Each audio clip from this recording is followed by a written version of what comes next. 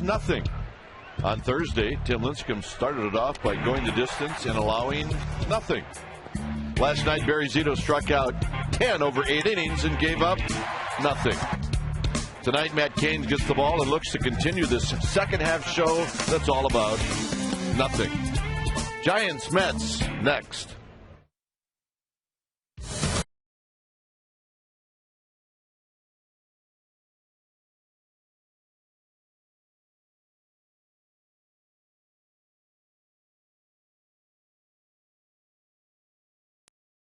Park. We're at 3rd and King, game 3 of this 4-game series, Giants and Mets. Again, everybody, I'm Dwayne Kuiper. Alongside me is FP Santangelo. Well, the one thing that we have seen in this series, not a lot of hitting, but a lot of real solid pitching from Giant starters. And Matt Cain, well, he's going to try to keep up with Zito and Lincecum. Yeah, these guys are competitive. Matt Cain's going to try to feed off of what Tim Lincecum did the first night, what Barry Zito did the second night in his last 4 starts. He's got a little losing streak, ERA in the mid-7s. The league is hitting over 300 against Matt Cain. So for him tonight, he's got to expand the strike zone. You saw what Barry Zito did last night, working ahead all night long, bouncing the curveballs with 2 strike. I think Matt Cain's made a lot of mistakes while he's been ahead in the count in this little losing streak. So maybe he saw what Barry Zito did last night, and he'll do the same tonight. All right. Burrell in left, Huff in right. So it's got Torres in center. All right, when we come back, we will have the lineups on the very first pitch of this game right after this.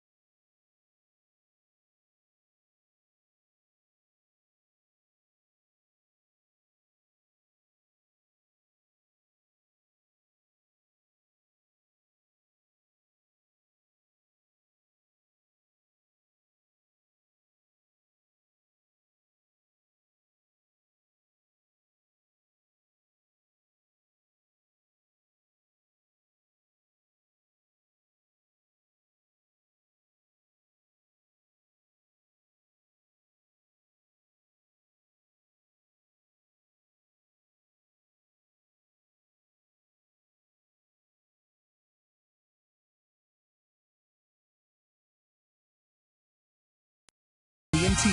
Find out what's possible with the nation's fastest 3G network. AT&T. Rethink possible. And by Toyota. Say yes to amazing deals on your favorite Toyotas. See your local Toyota dealer today. Toyota. Yes.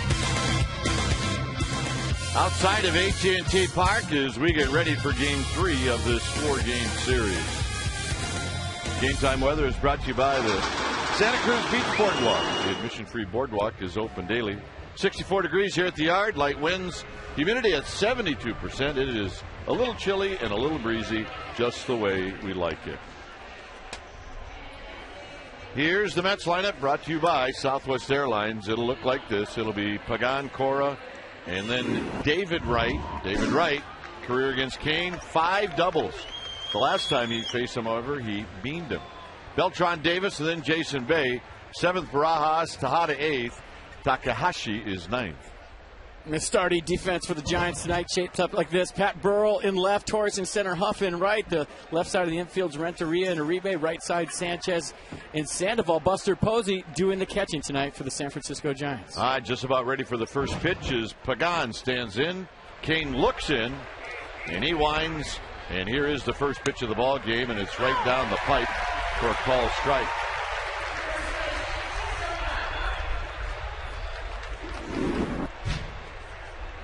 So 6:05 first start. Pagan 0 for 5 in this series. And a breaking ball, and bang, bang, nothing in 2.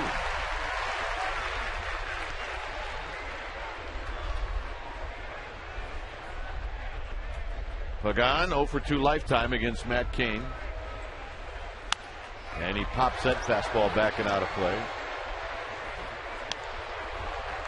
Starting pitcher stats are brought to you by your Bay Area Hyundai dealers. You look at the numbers for Matt Cain right there. He comes in tonight riding a little bit of a losing streak, 4 games. He's featured a 7.45 ERA during that streak and a 3.28 batting average against. Look for him to finish off hitters tonight, expand the strike zone with 2 strikes. He hasn't been doing that during his little down spell here. He's getting ahead and having trouble putting guys away. You saw it with Barry Zito last night. He had the curveball in the dirt. He was expanding up in the strike zone. The art of pitching is being able to throw strikes when you want to, but also be able to throw balls when you want to. Juan Uribe in foul territory, and that's how this game gets started.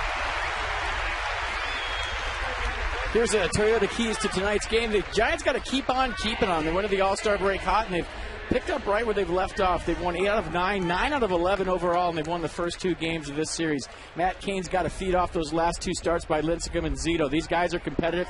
He wants to join the party and stay hot. Buster Posey. July is the highest average in the majors at .479, highest slugging percentage at .938, and he's leading the league in hits with 23. Here's Alex Cora. Cora looks at a strike. Cora 1 for 4 on Thursday. And back and went 0 for 2 yesterday.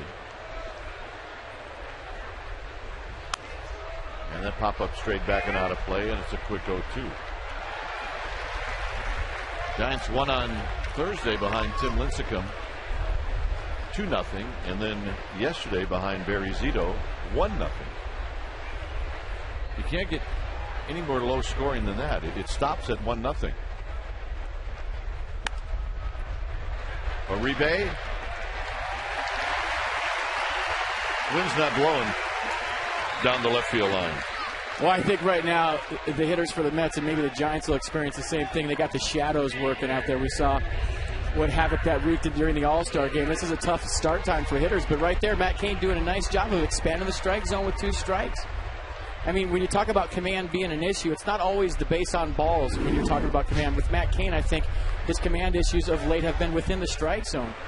You can still be wild in the strike zone. I think Matt Cain lately might be throwing too many strikes, especially when he's ahead in the count. There's the background that he's talking about. Here's the first pitch to David Wright. And right down the chute for a strike, 0-1. And you see how that ball is bright to start with out of Matt Cain's hand. The ball is very shiny in the sun, and then all of a sudden the shadows hit it, it turns dark, and it's hard for your eyes to adjust that quickly, especially when it's 90 plus.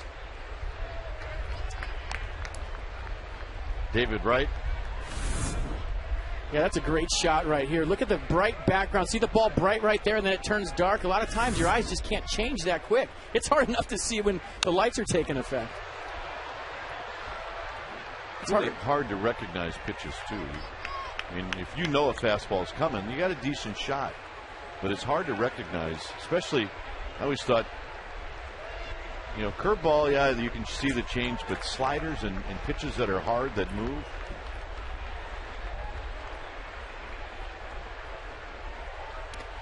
In the dirt, 2-2.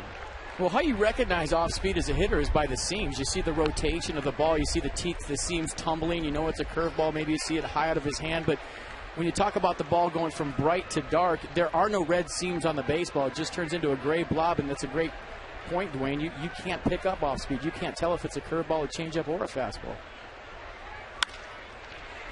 Uribe down to a knee to Sandoval, side retired.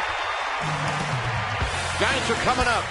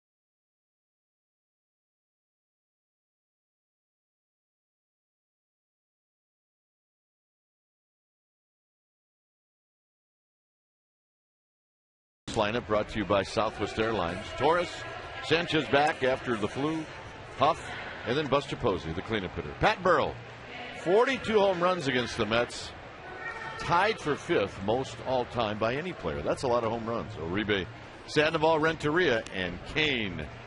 The defense for the New York Mets sets up like this tonight. The outfield, Bay, Beltran, and Pagan.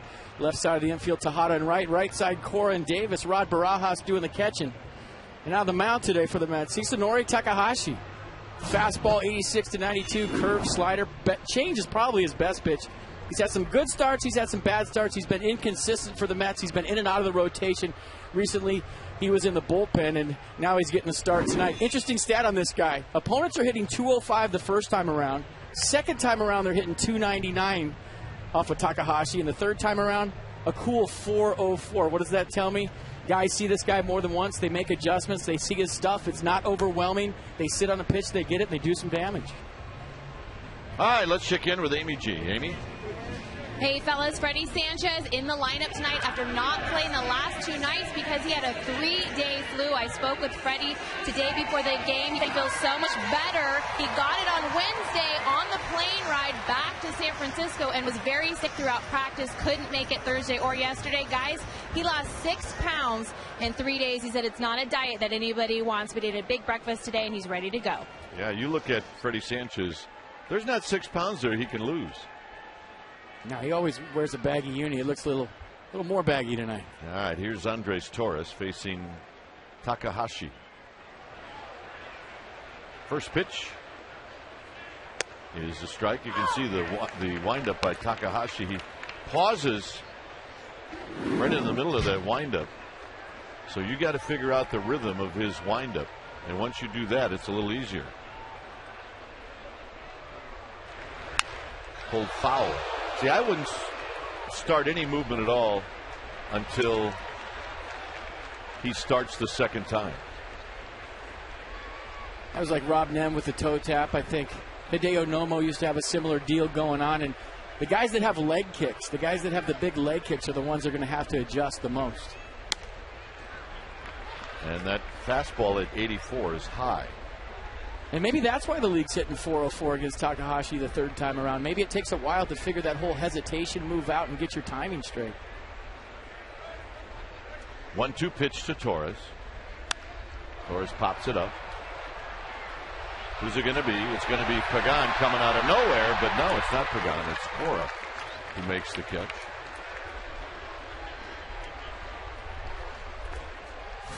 As a hitter, you just got to figure this thing out. He goes up with a leg kick, and then there's a little pause right here. So while you might start your swing on the first leg kick against a guy like this, you got to start it, like Dwayne said, on the second leg kick. And the guys that have leg kicks themselves at the plate, They rely on timing. You talk about Buster Posey and how slow and early his leg kick has been lately. Pablo Sandoval's got a leg kick. Torres has got a leg kick. They're going to have to figure out when to start that deal against this guy. Sanchez looks at a strike. Sanchez hitting .279, a home run, 26 driven in.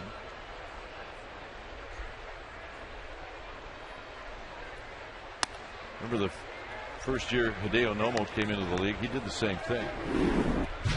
And although Nomo threw really hard and had that hard split, you still had to figure out how to time him.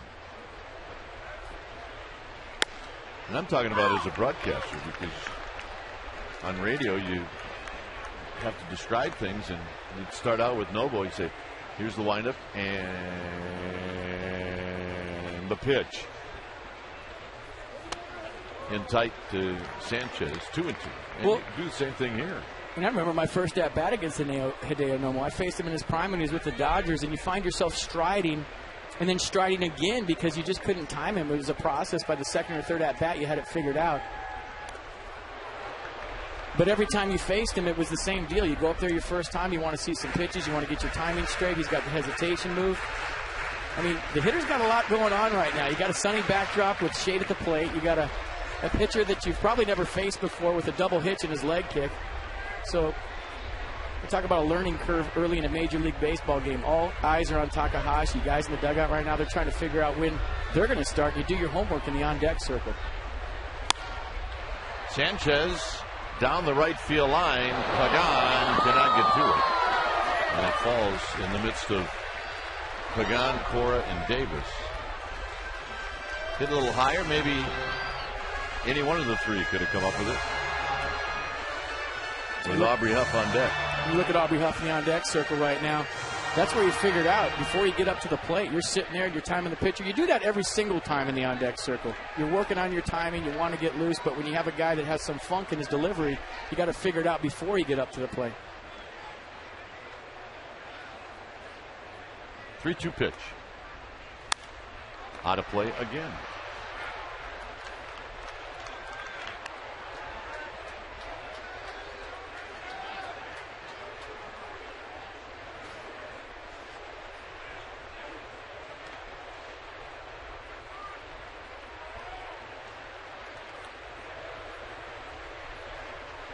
Three and two. And he popped him up. Really, same pitch. And it's going to be Beltran.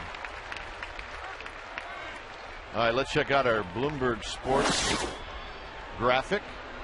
Aubrey Huff, at-bats per home run by season since 2007. See the at-bats in white in 07, blue in 08, green in 09, orange in 2010. And with his current home run rate, Aubrey Huff is on pace for 30 home runs this season. Here is Huff. Home plate umpire, by the way, is Mike Estabrook.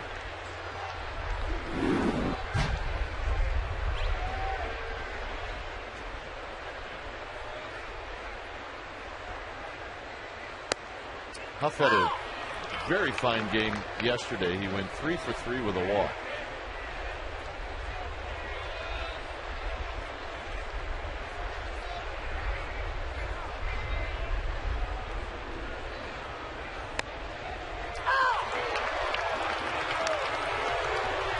The rest of the umpires, Puzzy, Barrett, and Honora from first to third. Huff wasn't that thrilled about that call by Estabrook.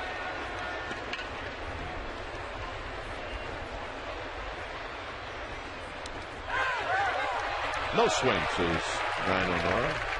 Emphatically no swing. Well, just like the hitters, the umpires sometimes, and even the catchers have a tough time seeing the baseball with the shadows, and Aubrey Huff clearly holding up on his swing right there. Not even close. And I talked to him in the cage before today. He says he's absolutely locked in. He took about 8 swings. They had family day on the field before the game. He took about 8 swings off Tim Flannery. He said, I'm good. I'm just wasting everybody's time. He's absolutely locked in. Stays alive with a little dribbler past Buster Posey.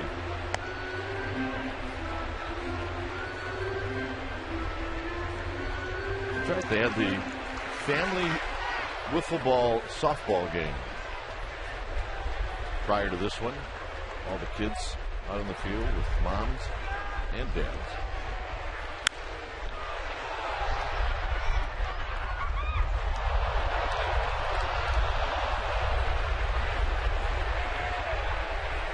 Wasn't that long ago our kids were involved in those games.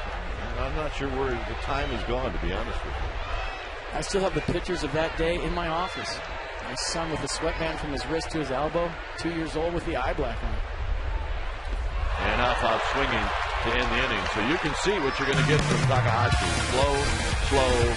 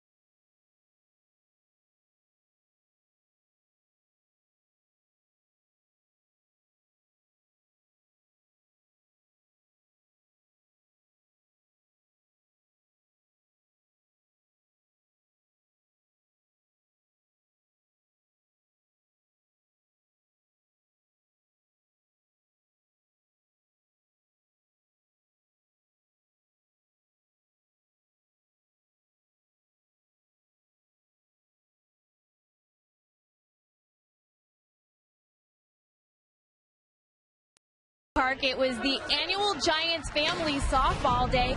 Almost all the players had family come out. They got to spend a day with dad, with husband, with brother, all out on the field. Lots of kids out there. Andres Torres' son, Eli Whiteside's family was out there. Bruce Bochy even got to pitch, but you can tell why he was a catcher, not a pitcher. Dave Fleming's family was out there, the girls, all in tow in Giants gear. A very fun day had by all. Dwayne?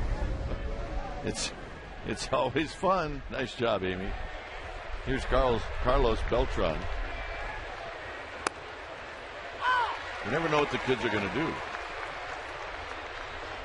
I mean, they might run to third, and then everybody's thinking, did they teach that? Did FP teach him to run to third? Boy, he's not a very good dad. Didn't he play in the major leagues? I remember every year Barry Bonds wanted to pitch that game. He insisted on pitching the Family Day baseball game. Up the middle, and Beltran's going to have a leadoff single. Almost looked like Beltran just wanted to play Pepper. Hey, Grateful Dead fans, we have 2 offers for you. The Giants merchandise package, a special Grateful Dead t-shirt and cap, can be purchased by phone mail order for $40, which is a savings of a whole $7. Individual items are currently on sale exclusively at any Giants Dugout store. Call 1-877-5-GIANTS to order today. That number again is 1-877-5-GIANTS. Here's Ike Davis. Davis facing Matt Cain for the very first time ever as he takes a strike. It's a good strike zone for both pitchers with Estabrook. 0 for 7 in the series for Davis.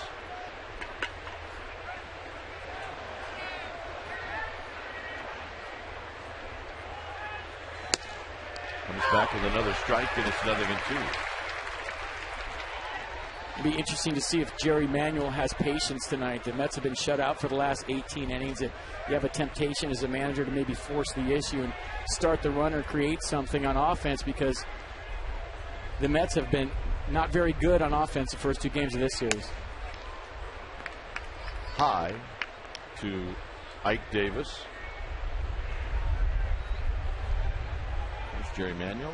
Beginning of the year, everybody had him as being the first manager out of the gate to be fired And that has not been the case at all. He's done a great job.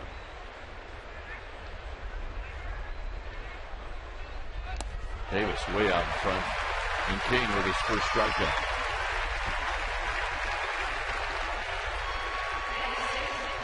We talk about expanding the strike zone with 2 strikes. Matt Cain doing a great job right there. The curveball in the dirt. Getting Ike Davis to chase. Like I said earlier, the art of pitching is be able to throw strikes when you want to, but be able to throw balls when you want to. Matt Cain doing a nice job right there. Bouncing an off-speed pitch with 2 strikes. Here's Jason Bay. Bay takes a pitch down low. Bay hitting .263, 6 home runs, 44 RBIs.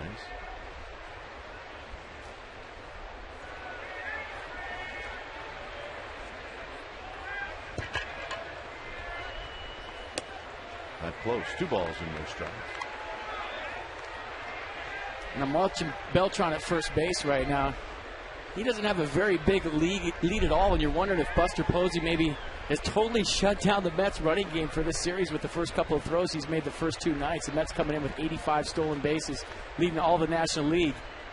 And Beltran looks like he wants nothing to do with Buster Posey. 3-0.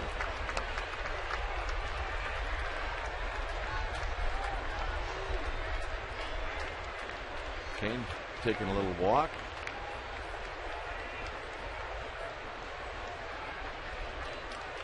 Now they have the most steals in the National League.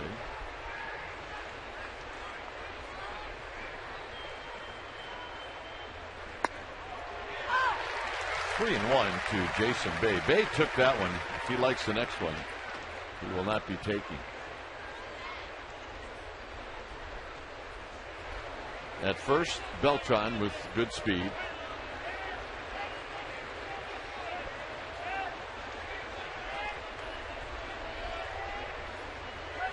And the walk.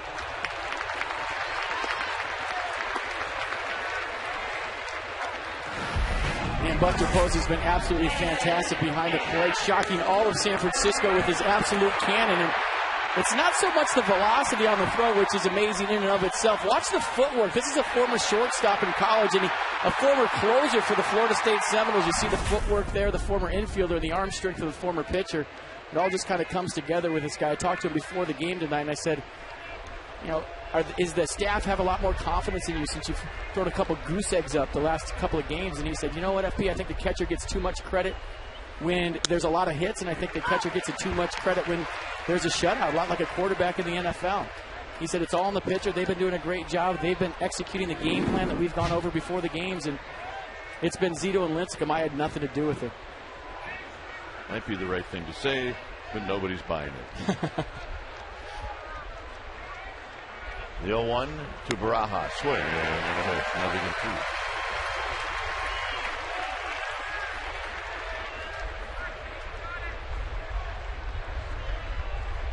Barajas, 11 home runs, 32 driven in. Beltran at second. Bay at first with 1 out.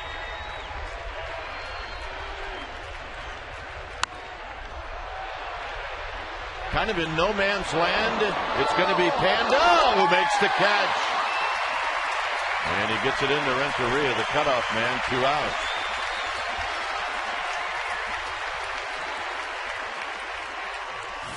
It's a great play by Pablo Sandoval. He's used to the other side of the diamond. He's got the third base side wired in the foul ground territory, but now he's in unfamiliar land over there at first base. He knows where the fence is, where the track is. A lot of times when you as a defender, you have the shade and the sun, it's tough for you. So Pablo Sandoval going a long way for that. Great play. Here's Ruben Tejada. 2 outs, 2 on, no score.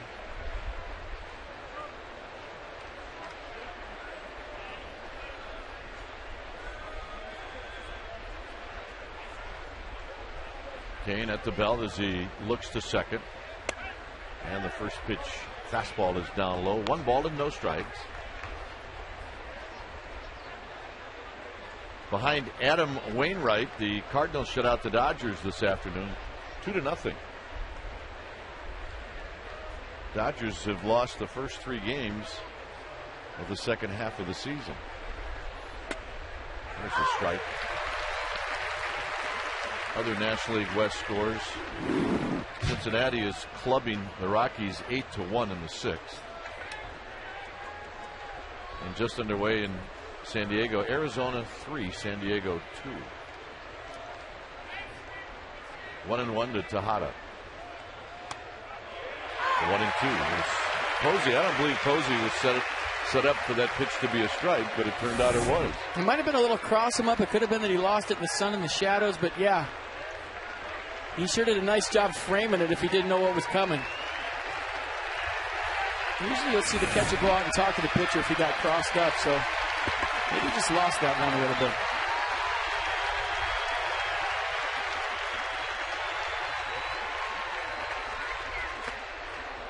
Two and two.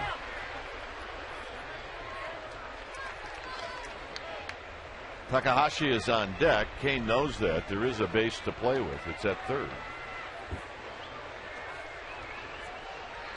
So he doesn't have to throw a strike, hoping that Tejada would swing at a bad pitch.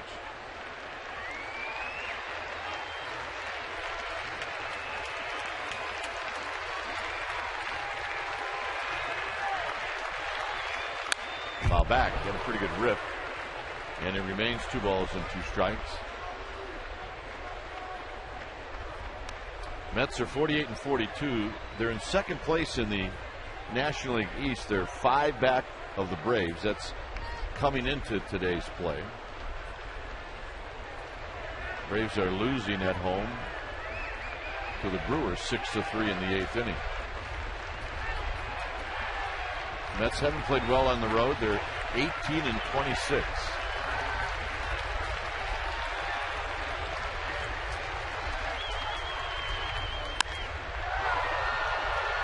Andres Torres appears to have a beat on this one, and that ends the inning. Mets will strand a pair. Bottom of the second coming up.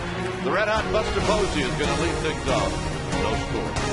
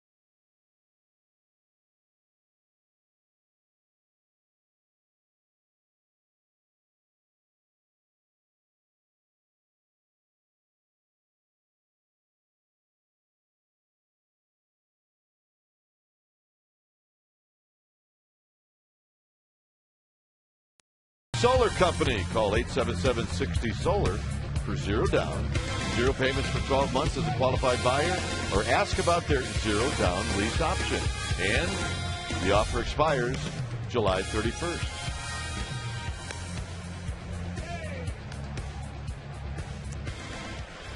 Nothing as we head to the home half of the second inning. Gwen Kuiper along with FP Santangelo. Lucille is here. Lucille goes, now you got the wrong t-shirt on, but I will take a picture with you.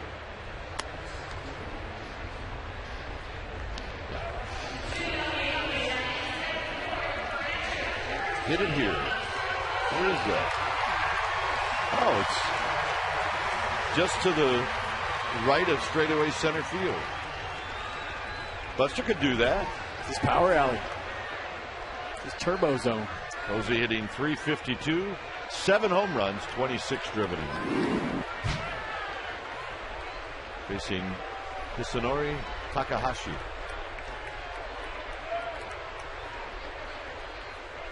And the pitch is low and in. 1 ball and no strikes.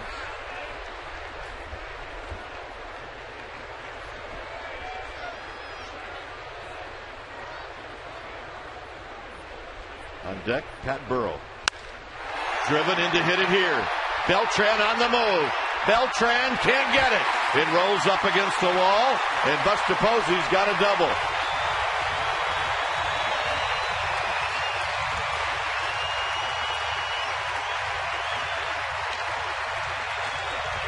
Well, he gave it a shot. Nice call, Dwayne Kuiper. Buster Posey doing what he does best, letting the ball get deep. He saw the hit it here sign. He's going so good, he's like Roy Hobbs. He's hitting it to places we're telling him to. Leading the majors in average in the month of July, 478. He's not slowing down now. Look at the extension. Look at the follow through. That's the first time in a long time I've seen him keep both hands on the bat. Usually he does the one-handed helicopter finish right there. Both hands on the baseball bat, driving the ball to right center field like he does best. Here's Pat Burrell. Burrell takes low and in, 1 ball and no strike. It's still just making me scratch my head that the league has not tried to bust Buster Posey inside. Everything's been out over the plate away, enabling him to do what he just did right there. Yet to see anybody try him in with a hard fastball. Double look to second, and now timeout is called. This may not be the guy, but you're right. They face some hard throwers, and it'll happen. And he'll be able to adjust. He's got that kind of swing. He can look for the ball inside, turn on it. Burrell takes a close pitch, 2-0. Veteran hitter Pat Burrell looking for something out over the plate that he can advance Buster Posey with.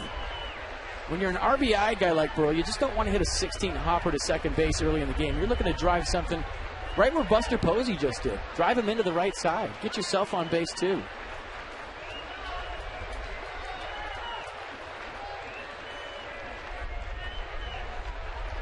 Uribe to follow.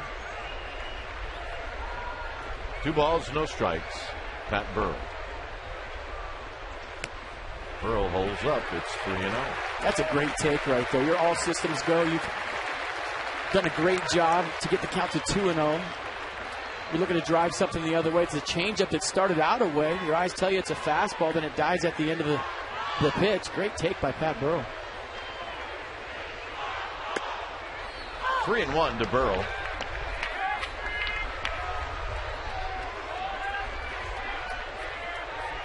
Burrell hitting at .290.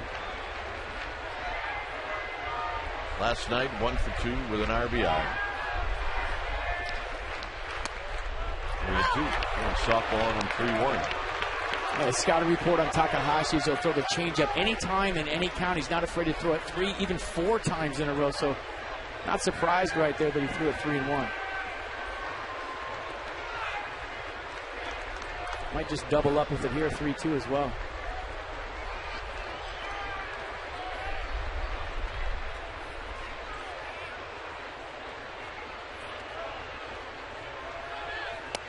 And the walk. And Uribe's going to hit.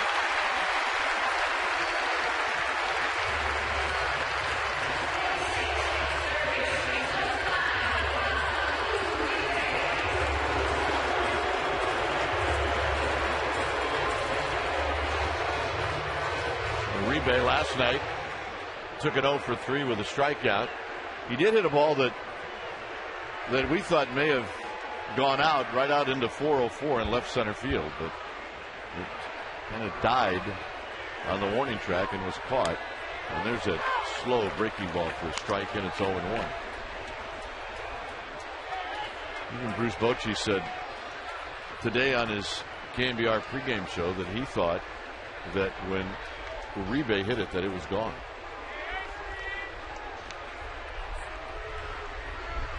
0-1 with Sandoval to follow.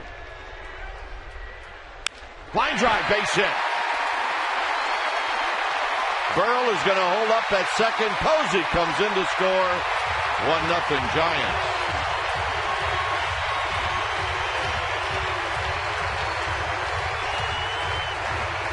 Uribe with an RBI, his 51st. Well, that's game plan hitting right there. Juan Uribe saw all the changeups to Pat Burrell, and he sat on it. He let that ball get deep, drove it to left field. Coming into tonight, he was just 3 for his last 41. 0.73 average, so that hit had to feel good. The Giants are up on top 1-0. Nice piece of hitting right there.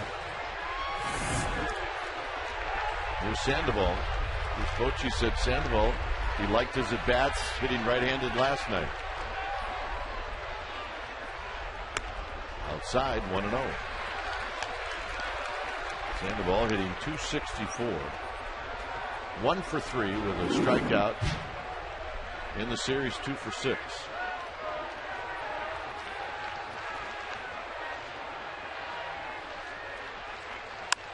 Up the middle, and a base hit. Here comes Burrow. He's going to score. 2-0 Giants.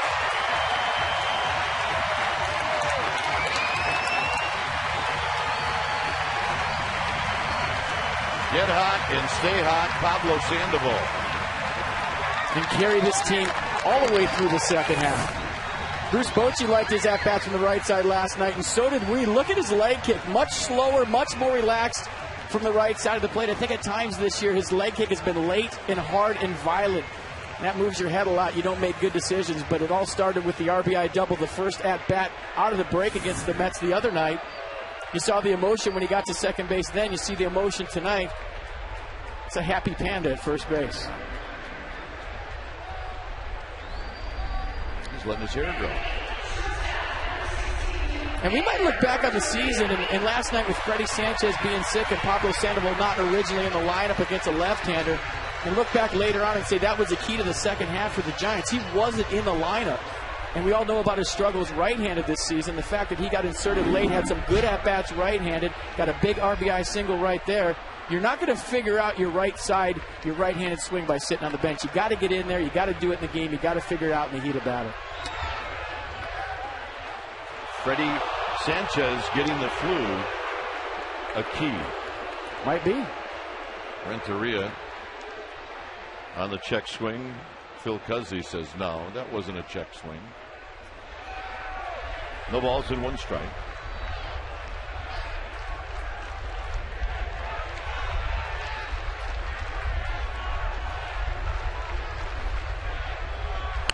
Foul. And it's a quick 0-2 to Renteria. And the best thing that happened this inning is Buster Posey got on base. He led the inning off with a double, and now you got Takahashi in the stretch. That takes that double pump windup that he's got away. If you're looking at him in the stretch right now, it's just a normal delivery. Now you don't have to do all the homework I was talking about, worry about the timing, worry about the funk in his delivery.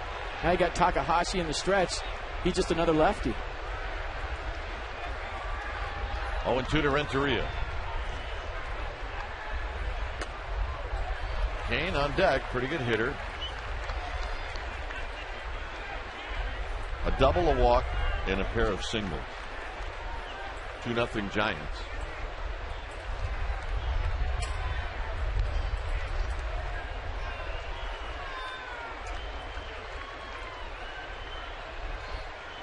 Got him.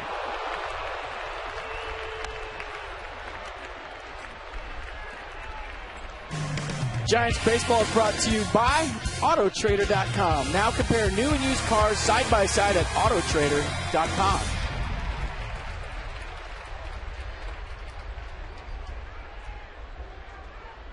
Yep.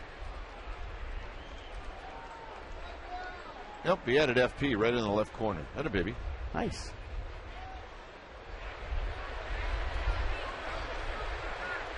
This is my first Giants game. I believe that. The kid was so excited he was drooling all over the place. Kane shows bunt, and he bunts it, and it's a good one. Davis will track it down, and he will flip shoot it over to Cora for the out. Nice play by Ike Davis.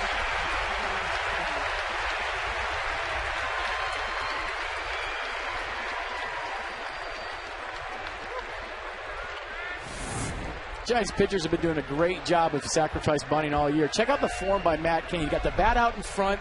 The reason, kids at home, you put the bat out in front is so you can see the ball hit the bat. The biggest mistake guys make when they bunt is they get the bat too deep. Now you can't see the ball make contact with the bat. You get the bat out in front, and you angle it toward first base, and you make the first baseman make the play. Great job by Matt Cain, helping himself out. So here's Andres Torres, who popped out in the first inning. A hit here could make this a big inning. 1 ball and no strikes. Posey led the inning off with a double. Burrell draws a walk and he scores.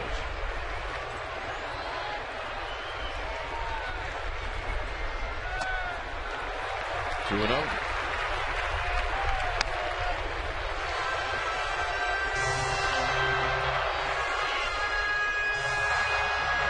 Two balls and no strikes to Andres Torres.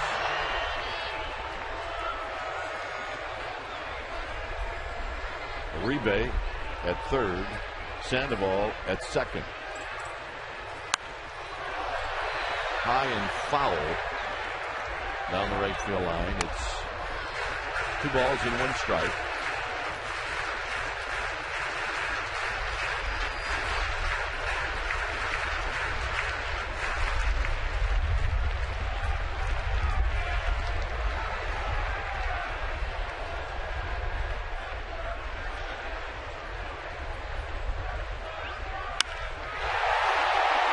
High drive. Left field. Out of here.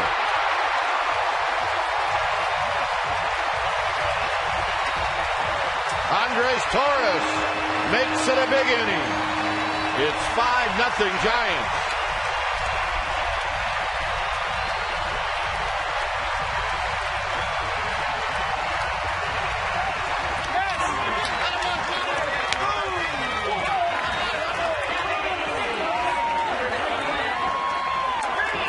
A 3-run home run for Torres, his 8th of the year.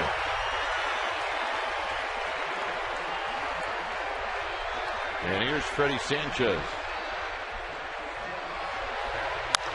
And this is driven to right.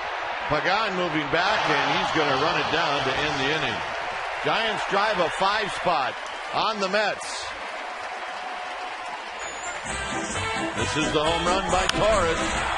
And when it leaves the yard, it's bye-bye baby. Giants on top, 5-0.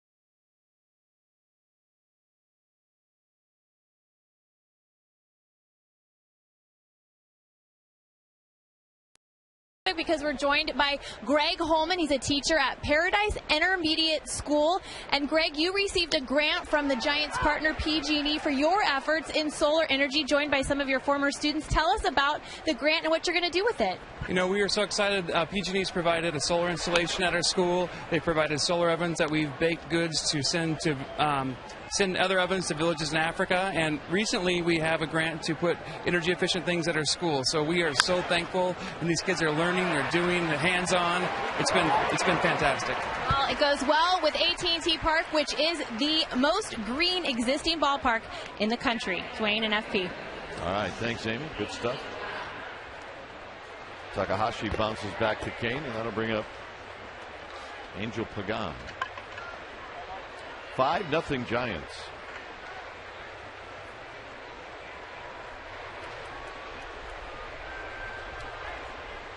Pagan popped out to Juan Uribe in the first inning.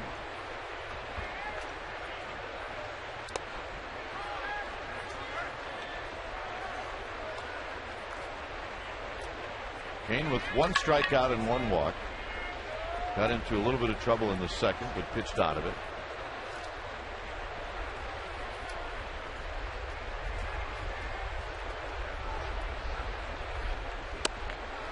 Late call strike, and it's even at 1 ball and 1 strike. We talk about Matt Cain's little 4-game losing streak. It's come over 5 starts. In those 5 starts, the Giants have scored Matt Cain a total of 5 runs. They just scored him 5 runs in the second inning. Check swing roller. Posey, not a problem.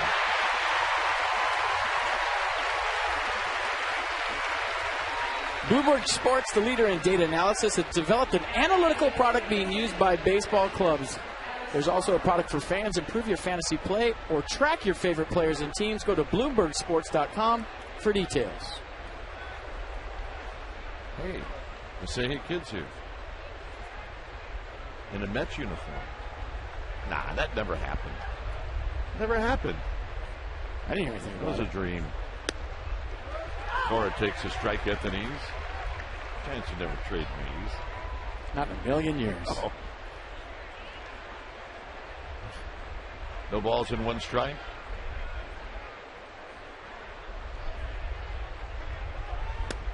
Make it no balls and 2 strikes. See? He never left. We must have been dreaming. That Mets jersey. What's that all about? There he is. Willie. Cora.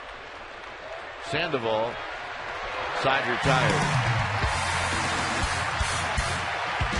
Huff will lead it off.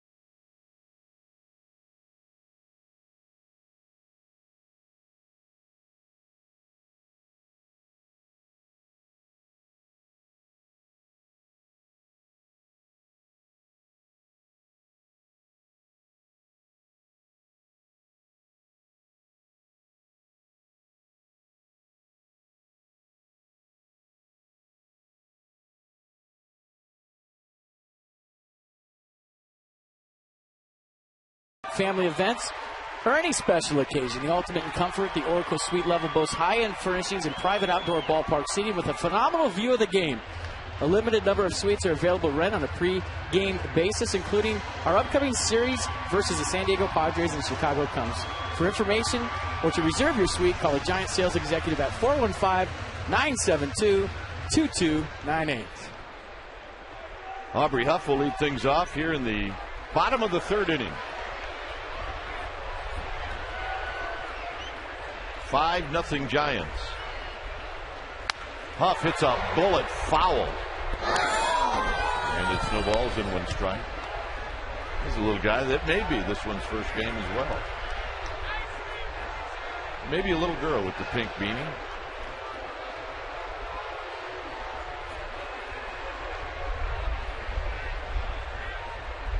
I'd go for 5. I'd do the same thing. All the way home, I'd be sucking my thumb. In the fetal position in the backseat of the car? Oh, man. Yep. It's just the way we like them, that size. 0-2 with Buster Posey to follow. Sharply on the ground. Cora backs up to get a better hop. Huff retired.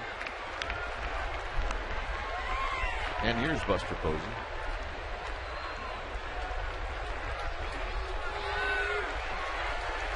A double for Posey to lead off the second.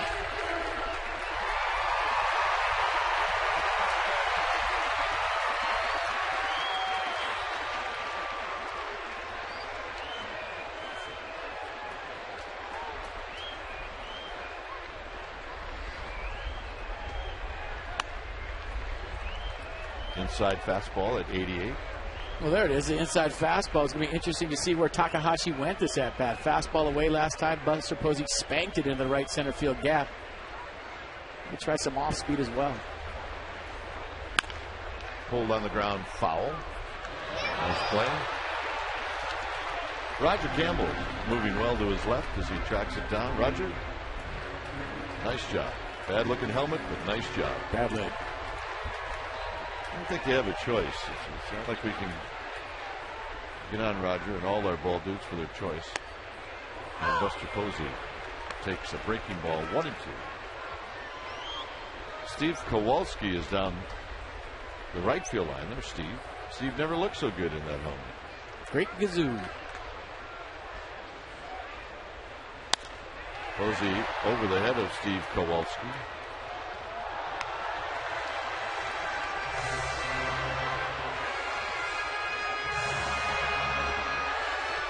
Pat Burrell to follow.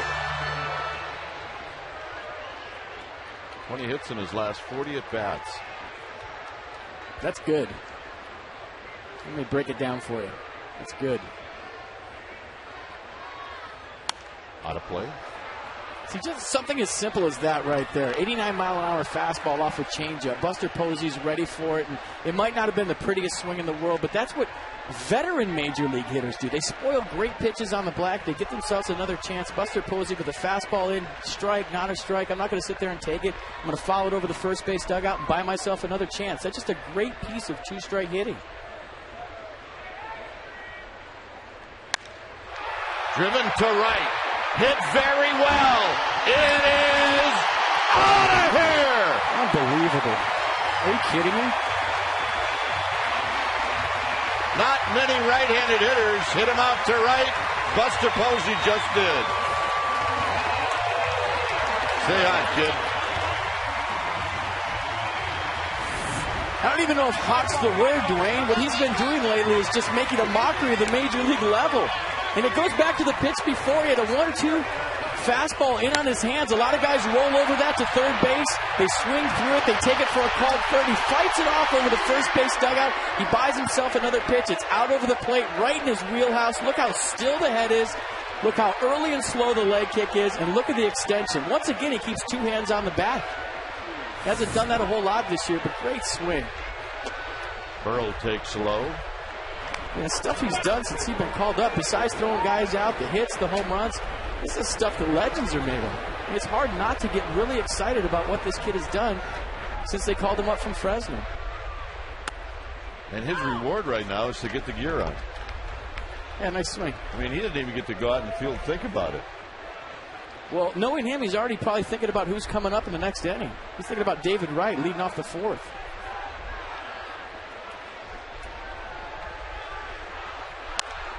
Burrow, boy, he hit that one a mile high in the air.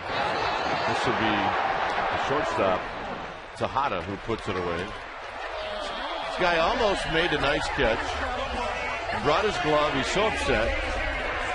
He's got his wife or his girlfriend or maybe someone he hasn't even met rubbing his back like, that's all right, honey. I got it. I got it. I don't got it. Oh, that's a great effort, though. He had a good scouting report. He had himself in the right position. He knew Buster Posey was going to go that way. We had to hit it here side in the first inning. He knew Buster Posey hit it there. Now he said, hit it to me, and he just couldn't end the play. And a base hit for Uribe down the left field line. Uribe is digging for two.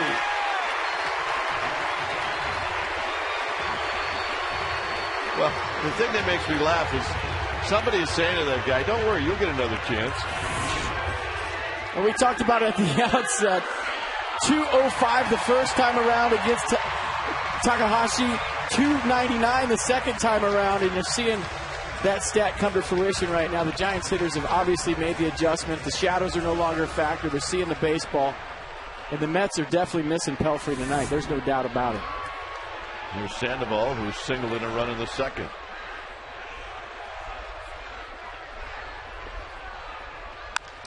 On the ground sharply off the glove of Tejada. Sandoval reaches as he hits another ball hard.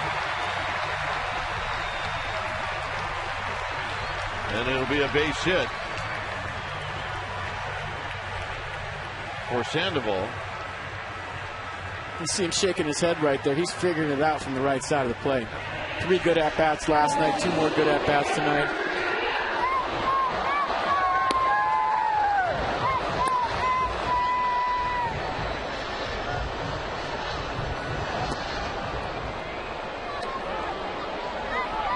Fernando Nieve is warming up down the right field line.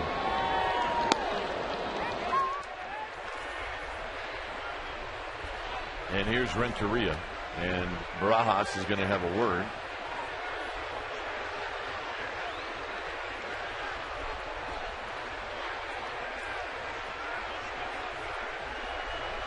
Yeah, this is a stall piece right here to get Nieve in the baseball game. Takahashi just hasn't had it. His changeup has been up. His fastball hasn't been located very well. Giants hitters are seeing him very good. I think the key was Buster Posey's first at-bat, getting Takahashi in the stretch. Then you lost the double pump leg kick. And boy, these guys missing Pelfrey right now. Pelfrey coming back from the All-Star break to San Francisco. On his flight, took a 40-minute nap. He had a little kink in his neck, and his start has been pushed back to Monday, so he's missing the start today, and they had to go with Takahashi. The rest is history. All right, when it's time for a change, think Speedy Oil Change and Tune-Up. Your oil change, tune-up, and smog experts. We'll be back.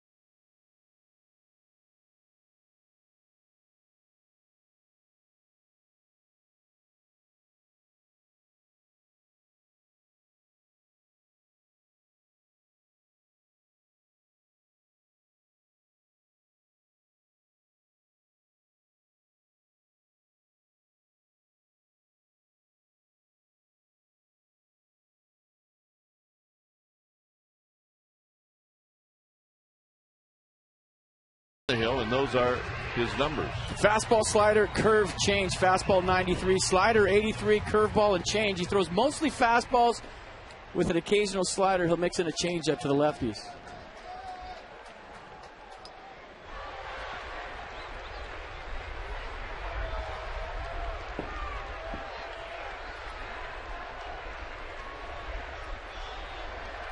Here's Renteria, who looks at a strike.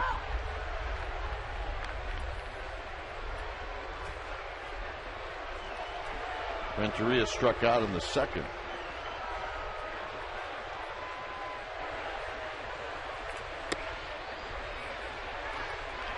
Uribe at third, Sandoval at first.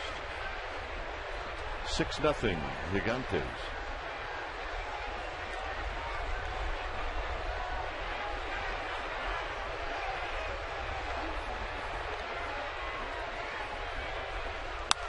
Out of play, 1-2. Well, the one good thing about Takahashi's outing tonight is that it wasn't in New York, because if he had done that in New York, he would have definitely got booed coming off the field. He just didn't have it from the get-go. And once he got in the stretch, the Giants figured him out, and that was that.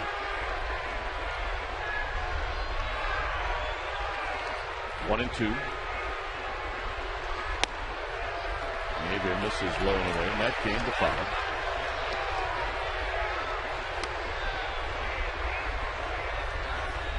It's got to be a great feeling for Buster Posey right now. Dwayne, we were talking about it before we went on the air. When you finally work your way up to the highest level, you're playing in the big leagues, you're having some success. There's no better feeling in the world. You've never had a higher confidence level. You feel like the world is at your fingertips. And for Buster Posey right now, we both remember what that feels like, and it's an amazing feeling. And out of play. Plus, he's catching a great staff. The team is winning, and they've won since he's been inserted in the everyday lineup as the catcher. Life is good for Buster Posey. Bruce Bochy said he's made him a better manager. You think? Good players usually do that. 2-2. Another pitch out of play off the bat of Edgar Renteria. Well, we felt so bad for this gentleman that we decided to give him a ball. Next time you got to catch the ball.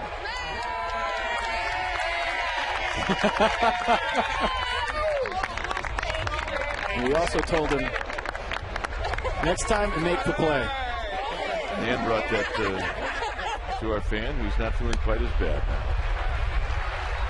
All right. See you, honey. What if he took it and just threw it on the field? Thanks, but I should have made that play. That's what it would have looked like if he'd actually hung on to it.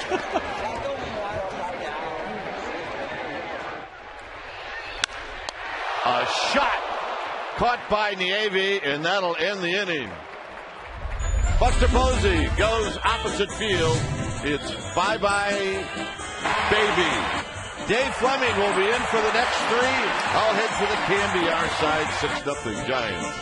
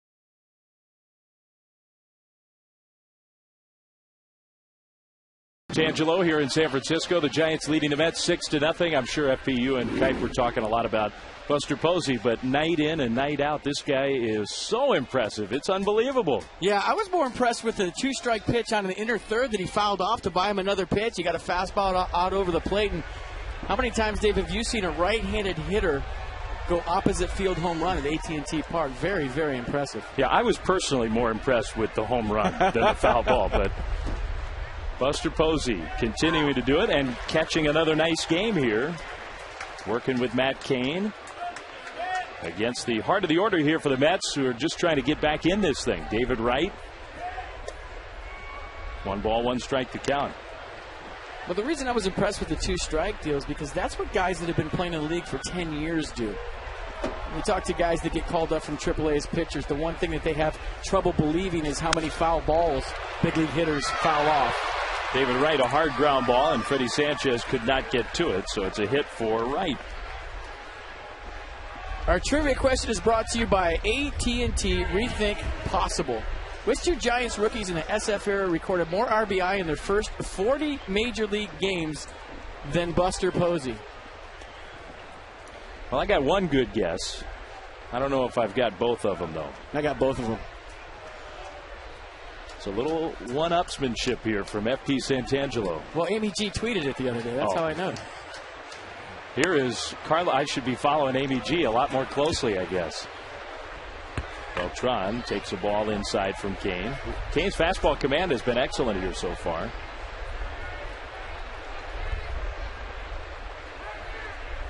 And Matt Cain's got run support tonight.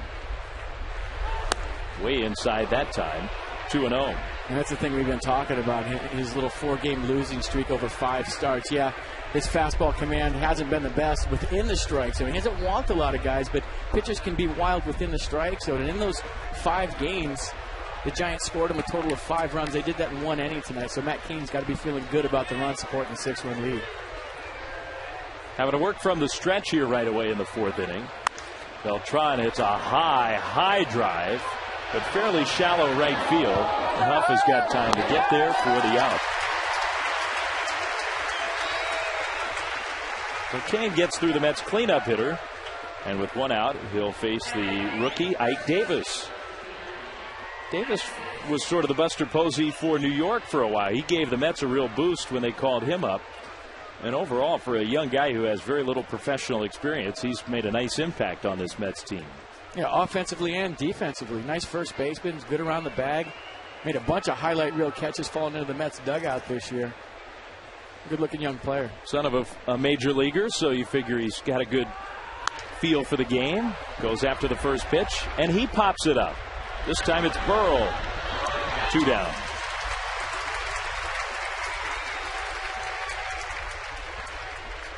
So 2 quick outs after the leadoff hit by David Wright. He's still at first. And up comes Jason Bay. Matt Cain's a competitor. He saw what happened the first 2 games of this series. He watched Tim Lincecum go out there and go CG and deal. He watched what Barry Zito did last night. He wanted to join the party tonight. So far, so good. The All-Star break has done this pitching staff a world of good. Healthy competition within the group. I think within any team, that sort of competition is a very good thing. Barry Zito had one of his best starts in a Giants uniform last night. And that's against Zito. 1 time for 1 hitter had a runner in scoring position. I mean, they just didn't have chances to score. And then Brian Wilson finished it off. You do have to pay attention to David Wright, although in a 6-0 game, the situation has changed so dramatically. But Wright's a good base stealer. He's stolen 15 bases this year. I don't know how willing the Mets, if this were a scoreless game, would be to run against Posey, though. His arm has been so impressive. Well, you saw Beltran reach in the 2nd inning. He lost the 2nd with a single, and I was wondering if he was going to test that knee, if he was going to go again. He got thrown out the other night by Buster Posey. And I think just the fact that he's thrown a couple guys out has totally shut down the Mets running game. 1-1. Trying that slider, but he missed away. I mean, the best thing that's going on, too, right now is the Giants bullpen is getting a long rest. You talk about a 3-day All-Star break. Brian Wilson's the only reliever that's been used in this series, and you're going to need those guys in September in some pretty big games. Strike two. Fastball on the outside. Giants had 20 games in 20 days before the break. They've got 18 games without a day off in 18 days starting just this Thursday. So even with that 3-day All-Star break rest, the bullpen has been leaned on hard, and they are happy to have a little breather. 2-2. Trying to get Bay to chase upstairs. And that's what Matt Cain has to do tonight that he hasn't been doing in the past, is expanding that strike zone with 2 strikes, making the hitter chase a ball up in the strike zone in the dirt. Barry Zito did a great job last night. Matt Cain so far tonight has been doing a great job with 2 strikes. Full count. Wright takes off, and Bay hits a little ground ball to short. Renteria for the out. Matt Cain, another strong inning. Giants lead 6-0.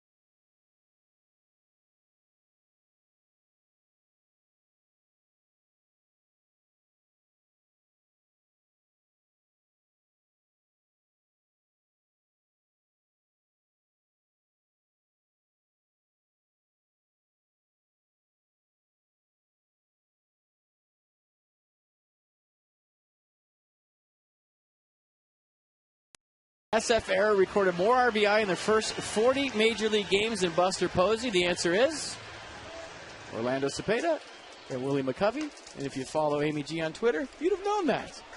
Our AT&T trivia question and answer. Pretty good company to keep if you're a Giant.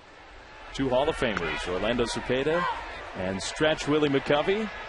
As Matt Cain leads off for the Giants here in the last of the 4th. 2 guys who were with us last night. The ceremony before the game honoring another Giants Hall of Famer, John Miller, our partner. And, you know, John FP brought up in his remarks last night, and maybe if you automatically assume that this young group of Giants are going to be quite that good, that's taking it a little far. But I don't think that was John's point. Giants have this young core of players right now. Lincecum, Cain, Sandoval, and you watch Posey, you watch Bumgarner, and you start to think, this is the core that can take the Giants to some pretty special places. There's strike 3 called to Cain. As Andres Torres comes back up, and our Dodge Ram drive of the game, his last time up, went down to get that pitch from the starter Takahashi and into the bleachers in left field, which really opened the game up. A 3-run homer for Andres Torres. At that point, it was 5-0 Giants. Now it's 6-0 as Andres comes up again. And this time he'll bat left-handed. Nieve to Torres. He pops it up. Facing Bay for the out. And with 2 down and the bases empty, let's go down to Amy G. Amy? All right, Dave, UNFP have been talking about him all game. He's the man of the hour, Mr. Buster Posey, and I had a chance to sit down and interview him yesterday, and everyone can check it out on the next installment of G-Mag, which airs tomorrow directly following Giants post-game live. And Dave, you got to get with FP. It's at Amy G Giants. That's my Twitter handle. Let's go, Dave. Sorry. I'm just so way behind here. So check it out tomorrow. Maybe sit down with young Buster Posey, who is young but mature beyond his years. Interesting guy to talk baseball with. 2 outs for Freddie Sanchez. And a quick 0-2 to Sanchez.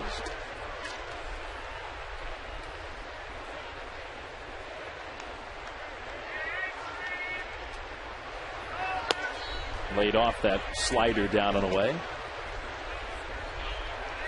I talked with Willie Mays yesterday, and Willie was talking about how much fun he's having watching Buster Posey. It's very rare you come to the park and a guy has a great game one night and he keeps topping it night after night after night. I thought that was pretty cool, though, that Willie Mays is watching. After 4, 6-0 Giants.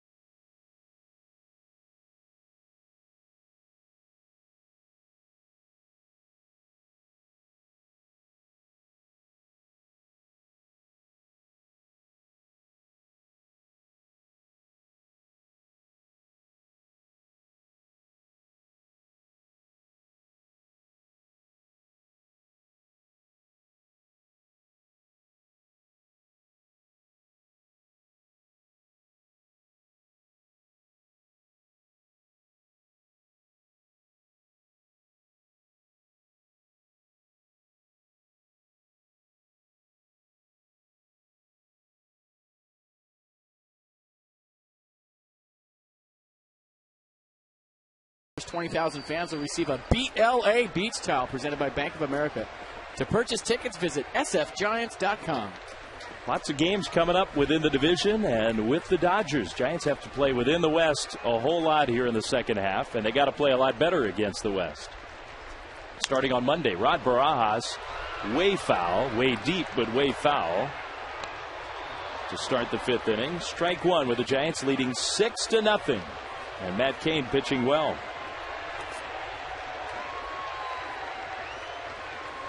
This is 22 innings now in this series. The Mets have yet to score a run. Curveball and a check swing foul. 0-2. Jerry Manuel said after last night's shutout again that he's got to find a way to unlock the offense. I think the key for the Mets right now, we saw this with the Philadelphia Phillies early in the year where they didn't have Jimmy Reyes. They need this guy back. I mean, you talk about leadoff hitters sparking the lineup, getting things going. Remember when Andres Torres was inserted in the lineup at the leadoff spot for the Giants, things started to click. It makes a big difference. Into the hole, and Renteria with a long throw to make in time. So 1 away. Giants baseball brought to you by Big O Tires. Post your comments about the San Francisco Giants on the Big O Tires sports blog at csnbayarea.com. The 8th place hitter, Ruben Tejada, comes up here against Matt Cain. Beautiful night in San Francisco. And the Giants are taking it to the Mets, leading 6-0.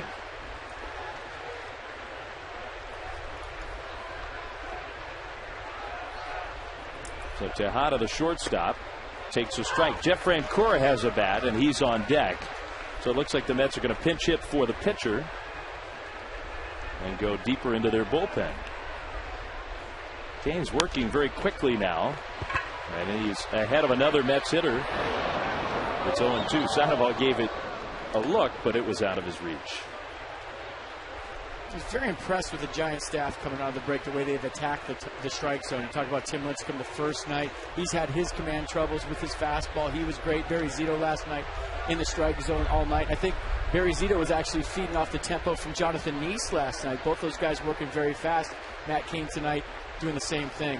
I can't tell you what a big difference it is when you're playing defense behind a guy that's working fast. You're in the game. You're in tune with every pitch. You're on your toes. You make great plays. 0-2 going upstairs again, but he misses high. And a lot of times guys don't work fast because they just don't have confidence in what they're throwing. They're always doubting the pitch. They're doubting the selection. They're shaking stuff off. They walk around the mound.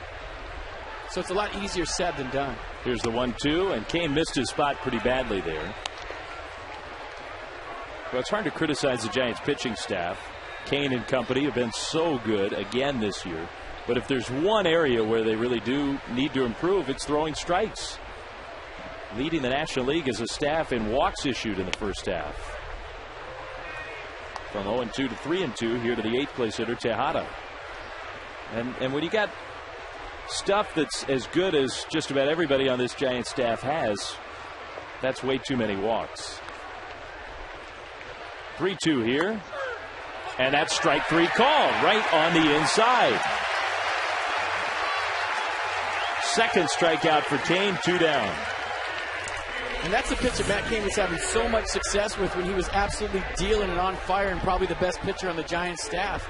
So many times this year he's buried that fastball in on right-handers with 2 strikes. Just a great job of executing a 3-2 pitch, put it right where he wanted to, and credit Buster Posey for knowing where to go there. There's a strike to Jeff Francoeur, who is now pretty much a platoon player for the Mets. He starts against the left-handers, Angel Pagan against right-handers. Francoeur behind to the count, 0-2.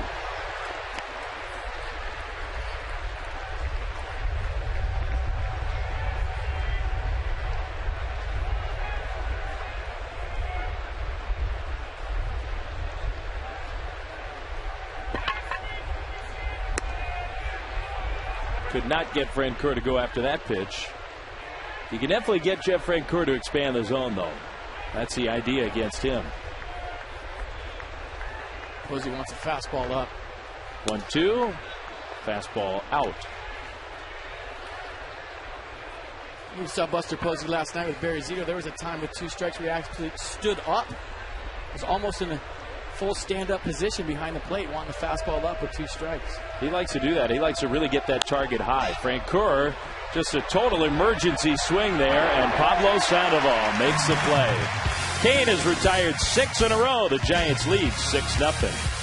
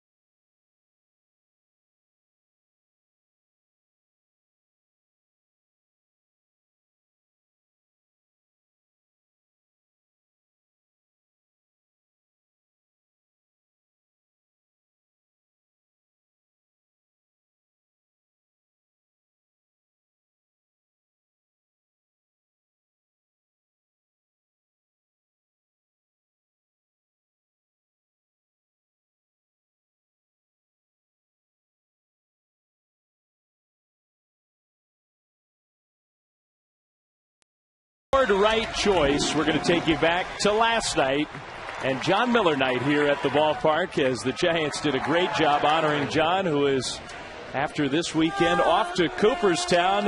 His daughter Emily did a great job singing the national anthem. His wife Janine, his whole family here to help John celebrate. And quite an event. John Miller, our own John Miller, the Ford C. Frick Award winner for 2010. And there he is, right next to Russ and Lon, his broadcast heroes. And deservedly so. Congratulations, John. Aubrey Huff against the new pitcher, the left-hander out of the Mets bullpen, third pitcher of the game, Raul Valdez, with the Giants leading 6-0 here in the bottom of the fifth. Huff, then Buster Posey. As Valdez takes over. You see the numbers on Valdez. Fastball, slider, change. Fastball 87, slider 76, change 73. Mostly fastball and slider. He'll mix in a changeup to righties every now and then. Down and away to Huff.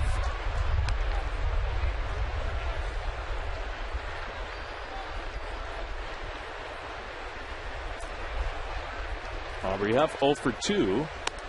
And now he's 0 for 3. Strikes out swinging there, one away. But that will not dampen the enthusiasm as the kid comes up to home plate for a third time.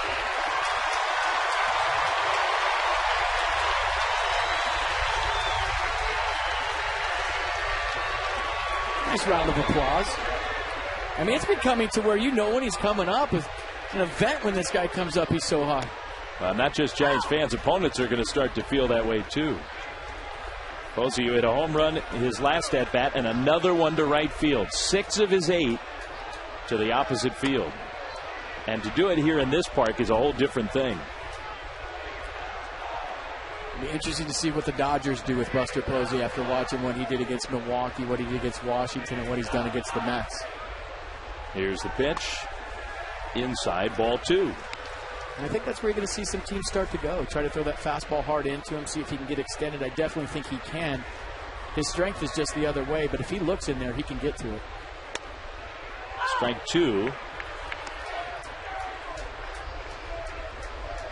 Well, Posey, throughout his career as a college player in the minor leagues, has always worn out left-handers. And he's doing more of the same in the big leagues. He strikes out swinging here, though. He went after a pitch out of the zone, 2 down. He's human.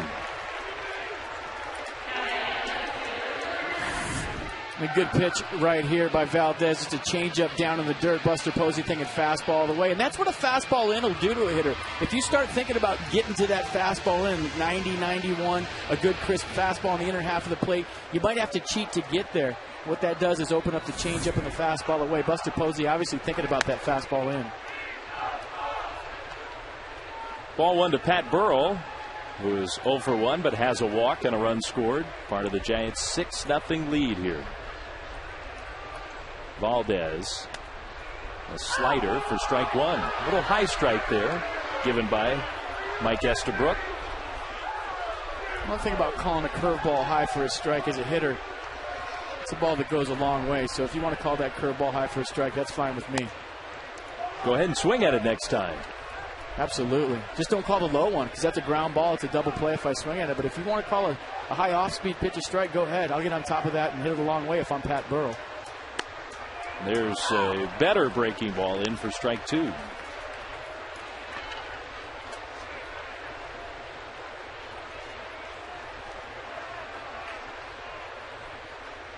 Another changeup. This time Burrell takes it. The count goes full. Well, Burrell's been a very patient hitter with the Giants. I think we're talking about Buster Posey. One thing we'll see from Posey as teams start to pitch him more carefully, start to work around him. 3-2 is high for ball 4.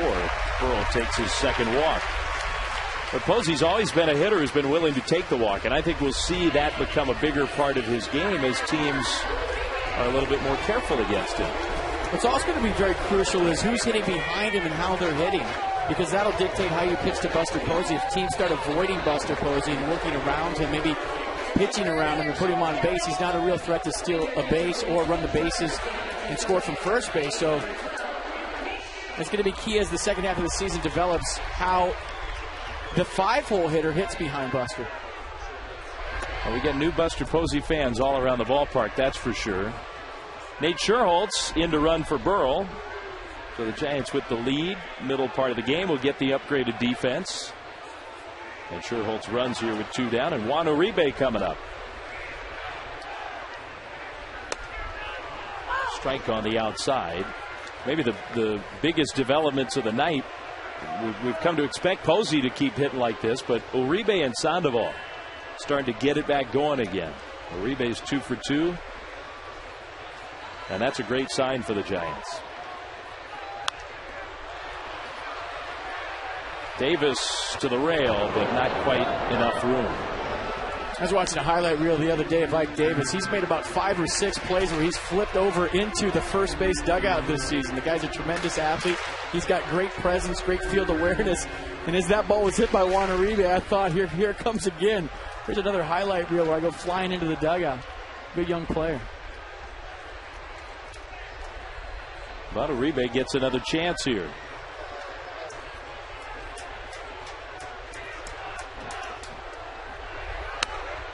Just inside. Well, back when the Giants and the Mets played earlier this year, Davis with one of those spectacular plays.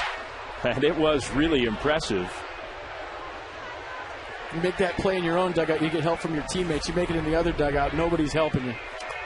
Check swing and a foul, man. And that one hit him. It did not hit the bat, it hit the hand. So Uribe will take first base. I think the Mets are arguing, and we may see Jerry Manuel come out. He thinks that was a foul ball. Uribe shaking his hand. Giants now have 2 on with 2 out. Well, you always got to shake your hand because you never want to show the umpire up. Even if it does hit the barrel of your bat, or the knob of your bat, I should say. You want to put on a good show for everybody, but I think that ball did get Juan Uribe in the hand. And what happens there is it'll actually pinch your pinky finger against the bat. And it smarts for a little bit. I mean, that didn't get him on a bad spot on the knuckles. The ball just grazed him. A lot of times with those direct hits, the ball pins your hand against the bat, and that's when you get the broken digits.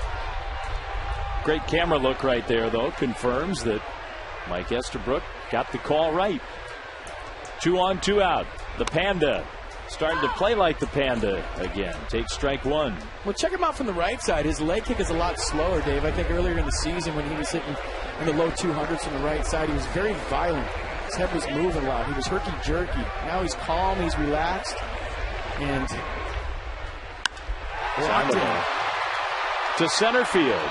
And Beltran is there. That retires the Giants. 2 men left on base, for the Giants' lead is 6-0.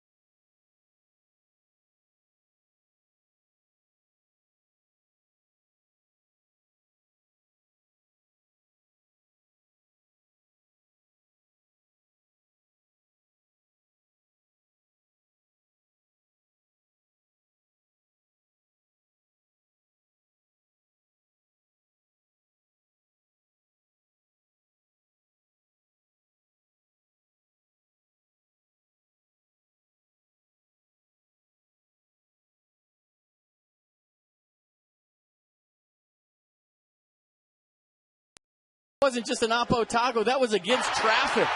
The wind was blowing in, and right there, a fan in right field missed the ball. It was in his glove all the way. He had busted pose. He played perfect. Booted it back onto the field, but we ran him out of the ball and made his day better. Coors Light Freeze Can brought to you by Frost Brewed Coors Light, the world's most refreshing beer. Now, whose idea was that? Was it Kipe's idea or your idea? That was Kipe's idea. I thought he should have made the play. That's a hang with him. I mean, you had him played perfect. You had a good scouting report. You read the spray chart. You were right there. Got to make that play.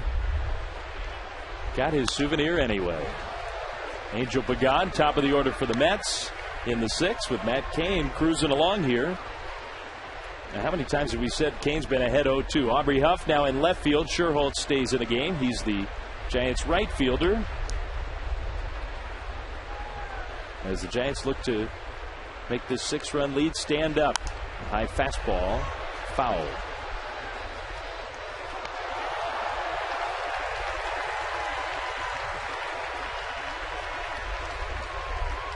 Pagan's 0 for 2. The Giants have caught a break. No Jose Reyes in this leadoff spot in this series. Reyes is a big-time difference maker. Matt Cain, I think, personally caught a break because Reyes has worn him out in his career. Curveball bounced in. Reyes 8 for 14 with 5 extra base hits in his career against Cain. And no Pelfrey tonight. He was supposed to pitch. He had a kink in his neck from the flight back to San Francisco after the All-Star break. His start got pushed back. They got Takahashi tonight, and that's another break. But it's one thing to get breaks. It's another thing to take advantage of them. And Cain strikes out Pagan with a changeup. One away. Let's go back to Amy G. All right, Dave, it's time for tonight's poll question. You can check it out at csnbaria.com. Our producers thought this was appropriate with Takahashi, the starting pitcher for the Mets tonight. Who is your favorite Japanese Major League Baseball player? Let us know, and then find out the results tonight after Giants postgame live. Gentlemen? Well, one thing I know, Amy, is there aren't going to be a lot of Giants fans voting for Hideo Nomo, as great as he was. I mean, he was a Dodger.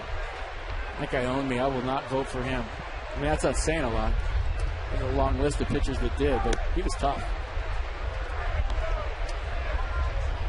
Maybe a lot of the Giants fans who were here for the All-Star game in 2007 would, for that reason alone, vote Ichiro, who has been the greatest Japanese player ever to come over to the big leagues and is still going strong.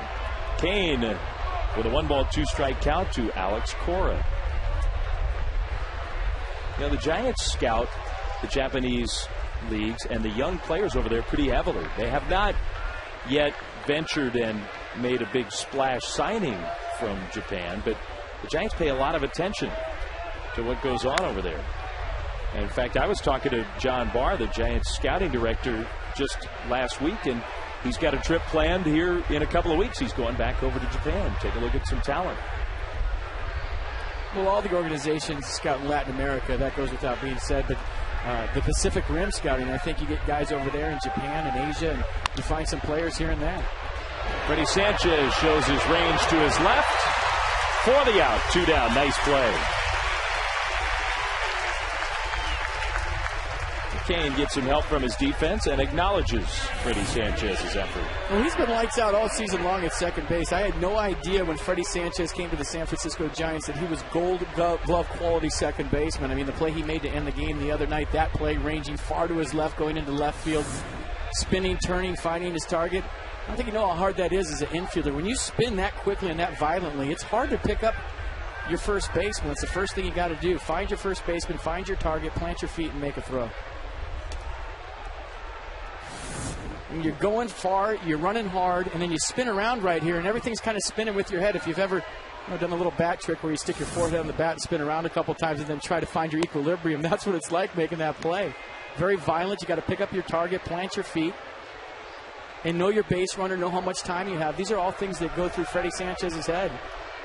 He's been great around the bag. He's been great on the pivot. He's been great going to the hole. Tremendous range. I don't know if there's been anybody better defensively. Right to the opposite field and sending Sherholtz all the way into the corner to make the catch. Matt Cain has set down 9 in a row. 6-0 Giants.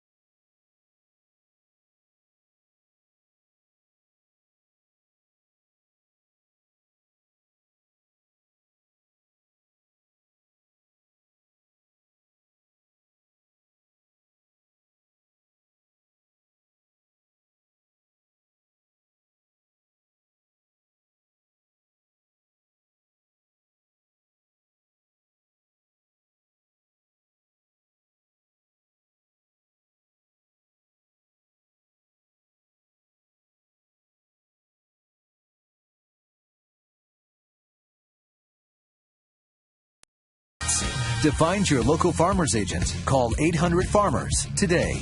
By Xfinity, the next generation in home entertainment. Now available in the Bay Area and coming soon to the Central Valley. And by Verizon. The signal is yours. Wield it to transmit anything you want. Verizon. In San Francisco, the Giants 6, the Mets nothing. And a slider to Edgar Renteria to start the bottom of the 6th. Renteria followed by Matt Cain and Andres Torres against the Mets' third pitcher of the game, Valdez, out of the bullpen. Edgar, who was 0 for 2 but was robbed of a hit last time. He had a scorcher right back to the mound that was caught by Fernando Nieve. Just missing in.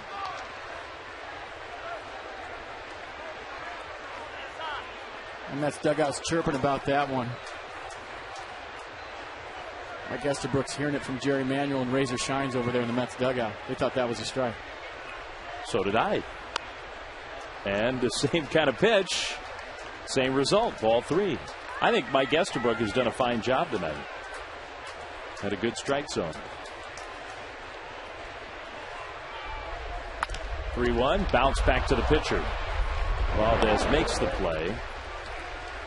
Renteria gone, 1 away, and that gives us a chance to give you our McDonald's game summary. It's been all Giants from the early going. That 5-run second was the key. Buster Posey has a double. He's got a home run. Matt Cain has been outstanding. Andres Torres has hit a 3-run homer. And the Giants got to Takahashi, the Mets starter, very early.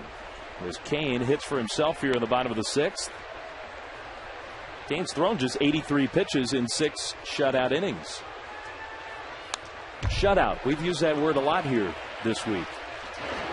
And a couple of young Giants fans are having fun here on a Saturday night. Pretzel is not getting the shutout. Something is awfully funny. Matt Cain went around there apparently. That was a strike, 1 and 2. She has got the giggles.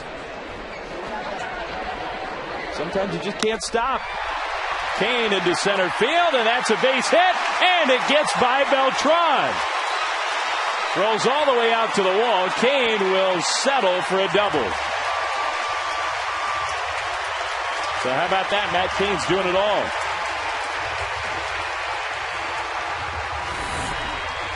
A lot of times as a center fielder with the pitcher up, you pinch in and you pinch over. You play him opposite field. I think Carlos Beltran right there got caught a little bit. He's playing very shallow. And what that does is it limits your angle. You look at the L route he takes right there. He's playing so shallow that he doesn't have time to get over there. And Matt Cain's always been known for his hit. And very curious why Beltran was playing that shallow. He's also got the bad wheel, too. I don't know if he's 100% back from his knee surgery. Torres takes a strike. Andres is 1 for 3, but that one was a big hit in this game. A 3-run homer with 2 outs in the 2nd inning.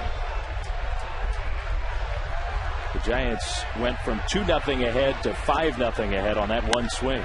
And Torres hits it hard to right center field, but not quite hard enough. 2 down. Cain is tagging. Matt Cain will make it into 3rd. Hey, he's a ball player.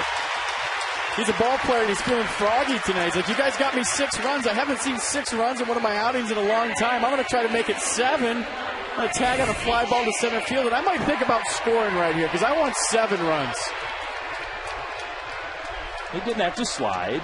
Oh, it's a good play.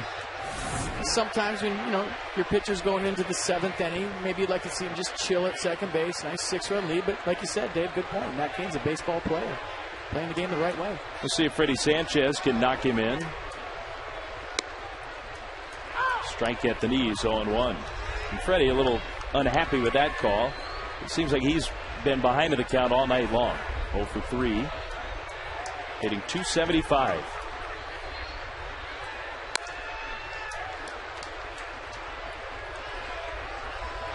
Lost some points off his batting average. He's lost some weight. He was sick yesterday, and I don't think he's yet 100%.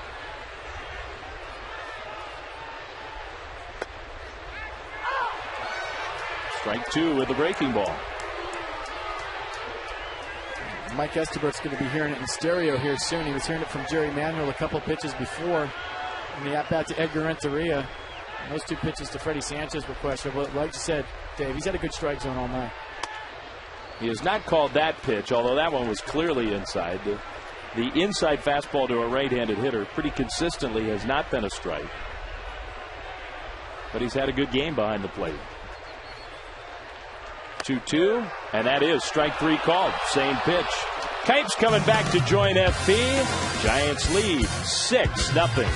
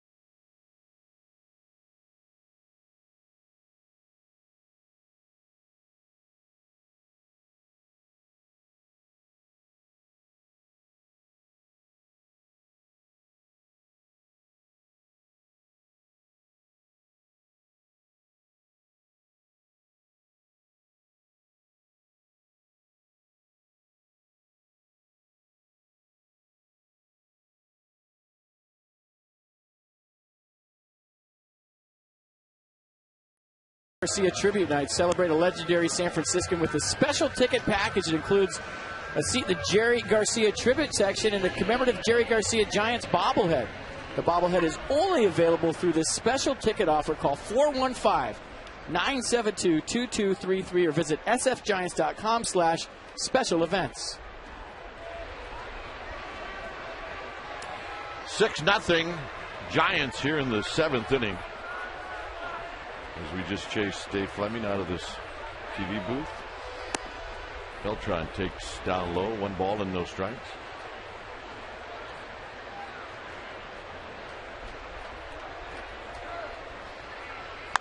Beltran hammers one out into the alleyway. Nobody's going to be there. Sherholtz will get it off the wall. Beltran can scoot. Sanchez will get the relay, and it won't be in time as Beltran leads off the 7th. With a 3-bagger. You forget that here's a guy that hits cleanup, steals bases. He's got power. He can do it all. Yeah, just a little hanging slider up in the strike zone for Matt Cain, and Carlos Beltran going triples alley.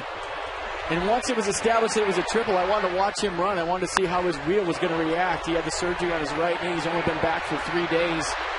And you look at him right there. There might be a little hitch in his giddy up, but obviously not 100%. You don't know whether that's his knee or that shin guard on his right leg. A lot of times that'll slow you down too, but a nice piece of hitting by Beltran. Here's Ike Davis.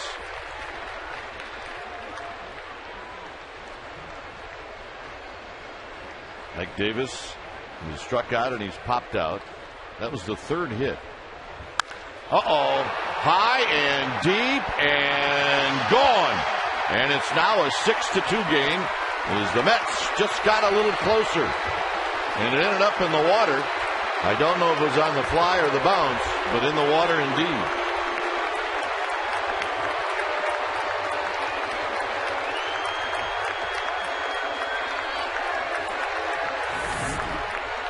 Here's a pitch from Matt Cain to Ike Davis. It's a little changeup down and in, 84 miles an hour. Ike Davis dropping the head on the baseball. It's his 12th home run of the year for him, and a couple of hard hit balls in a row for Matt Cain. Will get the Giants bullpen up in a hurry. So here's Jason Bay. Bay hammers one to left. Huff back.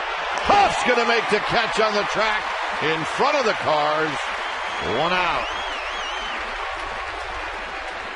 Well, if you're a guy on defense, you hardly get a chance to set yourself. Well, I haven't even had a chance to mark Ike Davis's home run in the book yet. And Jason Bay comes up there, first pitch hacking. Great play by Aubrey Huff. That ball's hooking away from him. That's one of those top spin hook line drives, and when you play left field, it'll always go toward the line. So Aubrey Huff doing a great job of being ready for the baseball, number one, getting back on it, and then playing the hook. Well, all these hitters right now, they're not waiting around. And quick strike offense for the Mets. And that hasn't been the case the first 2 games. And there's Barajas. Barajas offers at the first pitch, and he misses, and it's 0-1. Well, this is where if you've thrown 6 shutout innings and you're in command, I wouldn't mind a little message pitch. Man, nothing to hit anybody, but say, hey, I'm still out here. You guys are swinging from your heels. Just move their feet a little bit. Let them know you're there. Like that. 1 ball and 1 strike. That's Ray and Affelt. In the last 2 games, only 1 reliever has been used for the Giants, and that was Ryan Wilson. This is hit out to center field. Torres is going to track it down.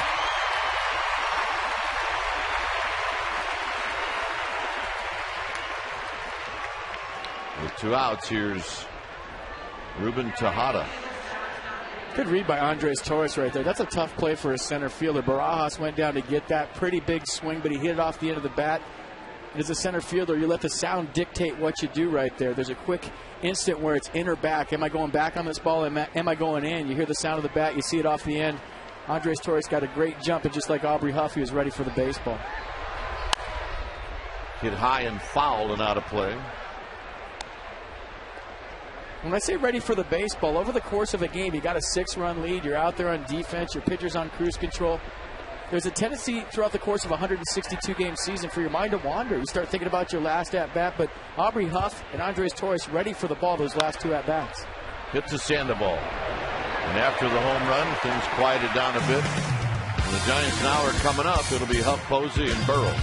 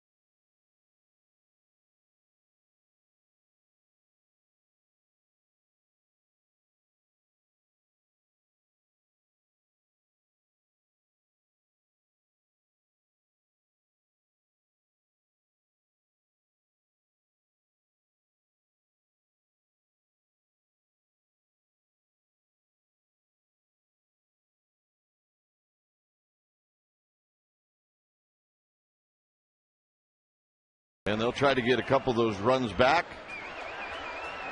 And it'll be Aubrey Huff looking for a hit. He's 0 for 3. Facing Raul Valdez and a swing and a miss. 0-1. These soft throwing lefties have frustrated Huff tonight.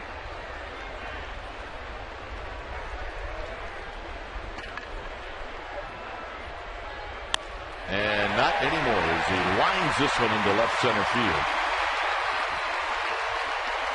So after the base hit, let's check in with Amy G. Well, Dwayne, if anyone had any doubt that Tim Lincecum's really a rock star, today sealed the deal. 20,000 bobbleheads, Tim Lincecum bobbleheads, were handed out. Lines began here at the park at 7 a.m. They ran out of bobbleheads in 1 hour. Joe Martinez gave us his thoughts on Tim's bobblehead, said looks like he's got a little bit of lipstick on and the hair's kind of strange, but it'll do, fellas. Buster Posey, right center field, but Pagan is going to track it down. On the first pitch, Posey is retired. So Joe Martinez doing a little evaluating of the Tim Lincecum bobblehead. All right, let's see. A couple of Cy Youngs. Yeah, I see it. Some lipstick. I see it. I mean, I don't know about the lipstick, but it's a good look. It is. That's him. Like the home plate brush for the hair. I mean, for the longest time, every bobblehead looked like Orlando Cepeda. It didn't matter who it was. And over the last couple of years, we're getting really good at this. That is a good one. Like the double Cy Youngs.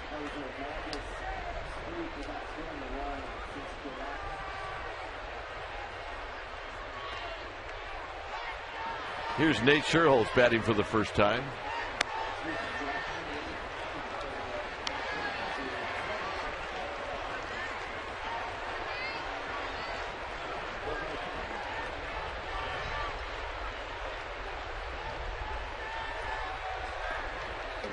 Two and 0 to Sherholz, hitting .247.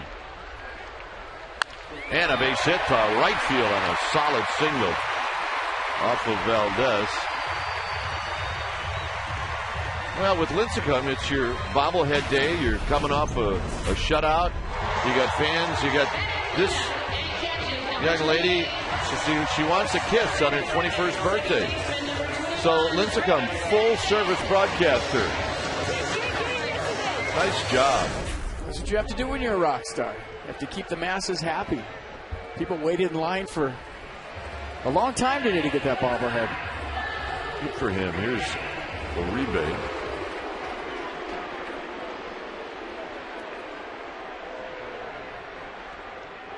Braz is coming out, which usually means this will mean there'll be a little bit of a meeting, and then Jerry Manuel will come out. I think we got this down pat. A little stall action right there. It's a great at-bat by Nate Sherholz. You talk about a guy that's been relegated to bench duty and pinch hit duty, come in late inning defense. You have to take advantage of opportunity at the highest level. You come into a game and it's 6-2, it maybe looks like it's in hand. But for Nate to come up there and get a base hit, that's a good job right there. So Jerry Manuel out when it's time for a change. Think speedy. Oil change and tune-up. Your oil change tune-up and smog experts. We'll be back.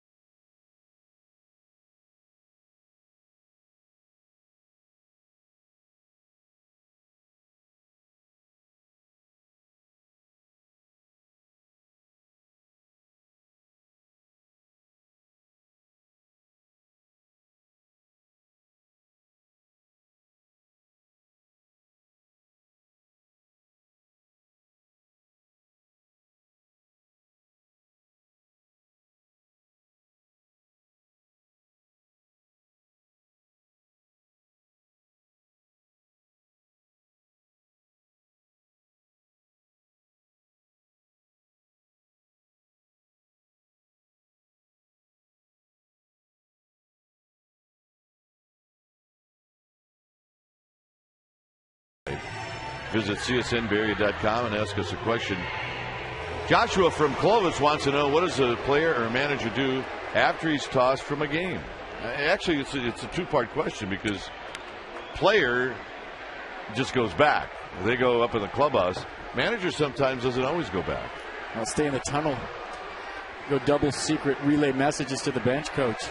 Remember Bobby Valentine for the New York Mets? He sat in the tunnel that one time with the eye black on as a mustache, and he still managed the game. You see the numbers on Elmer Descends right there. Fastball 88, slider, curve, and a change. He throws mostly fastballs and sliders. First pitch to Uribe is foul straight back. Uribe looks like he's starting to get his swing back. Got some good at-bats tonight. He's been on everything. Single, double, hit by a pitch. Hit in the hand last time up. And some Giants need him to get hot again.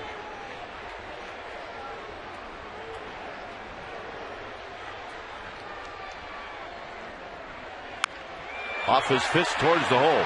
Tejada kicks it around. Everybody's safe.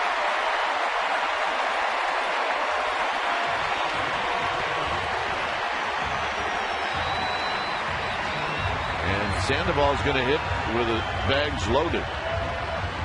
It's got to be an error, right? Yeah, definitely. And it's a 20-year-old kid at shortstop right now. The Mets are definitely missing Jose Reyes on offense and on defense. That's a play where maybe he could have backhanded that ball and thrown it to second base. Once David Wright commits, you don't have the force out at third base anymore. You backhand that ball, stick your foot in the ground, and make a nice firm throw and get the force out at second base. His defense, he tried to get in front of it, but that's a ball I'm sure if he had to do it over again would have liked to backhand it. Generous hit for Uribe, and here's Sandoval.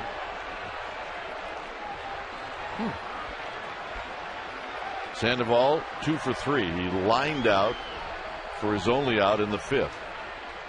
This will be his first at bat left-handed, and he drives it into left center field. Beltran is not going to get it. This could clear the bases. Huff scores. Sherholt scores. Stopping at third is Uribe, and welcome back Pablo Sandoval.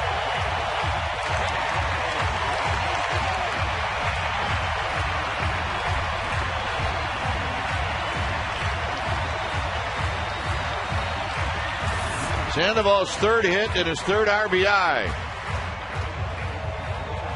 Look how early and slow his leg kick. You've heard me talk about this for the last 3 days, but this is what I used to preach as a hitting coach to the Giants organization. Start that leg kick nice and slow, nice and early, get your foot down. And for Pablo Sandoval, he looks more relaxed at the plate. He looks more confident, getting the head out, hitting the ball where it's pitched. A lot has been made about him swinging at the first pitch, but if you swing at the first pitch and it's in the strike zone, it's a cookie out over the plate. To me, that's telling me that he's seeing the ball very well. And he went up there with a game plan. You get the bases loaded. You're looking for something out over the plate that you can drive to the deepest part of the ballpark. You're thinking sac fly right there, but you're thinking drive the sac fly. And he's just so early and slow right now, getting his foot down. And that wasn't the case early in the season. And his head is always going to move, but we got a side shot in the pregame show one day of Pablo Sandoval where his head used to move 3 or 4 people, where you look at the background, you look at the crowd, and his head is moving 3 or 4 people. It was moving a couple of rows.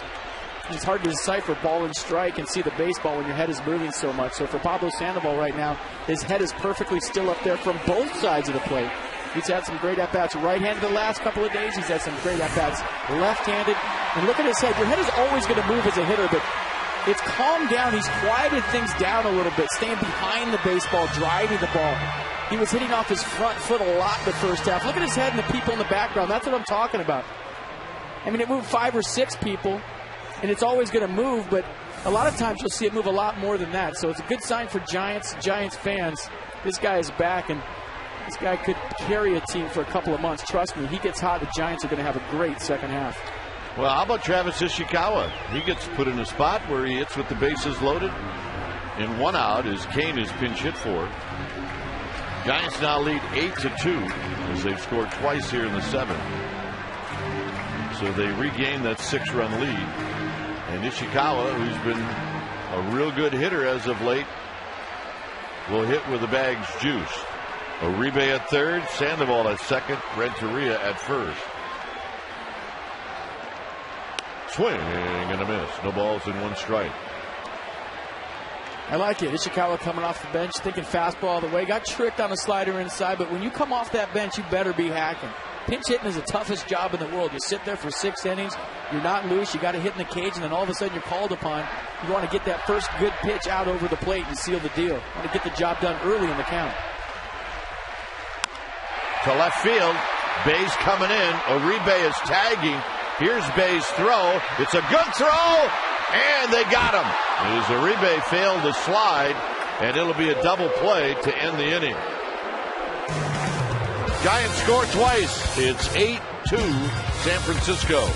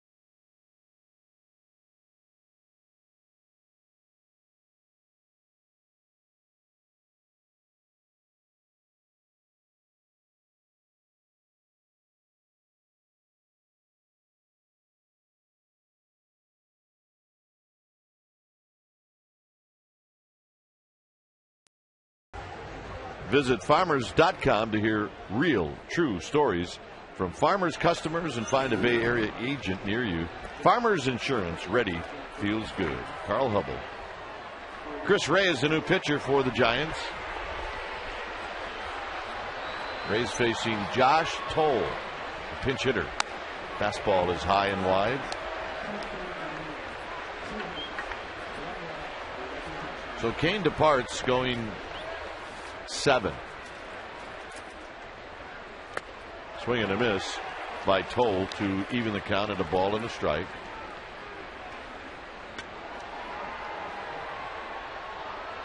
Toll started a game in this series and went 1 for 3.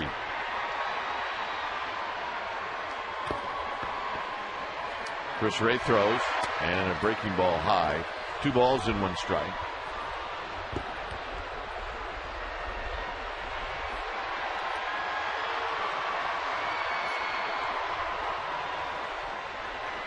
And a broken bat line drive into right field. That'll be a base hit. Scherls is going to get to it.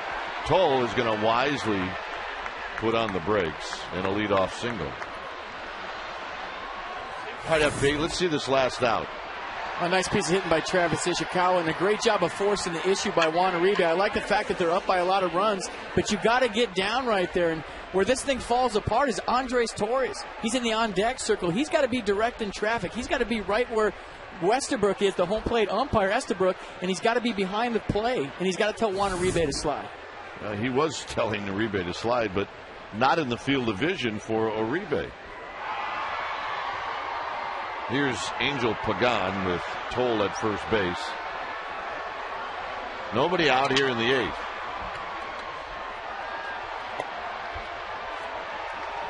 Pagan has popped out, he's bounced out, and he's struck out. And a lot of times that deal happens so fast where it's a screaming line drive to left field, Uribe's tagging up, but you still have to find a way as an on-deck hitter to get around that batter's circle, to get on the other side of home plate and direct traffic.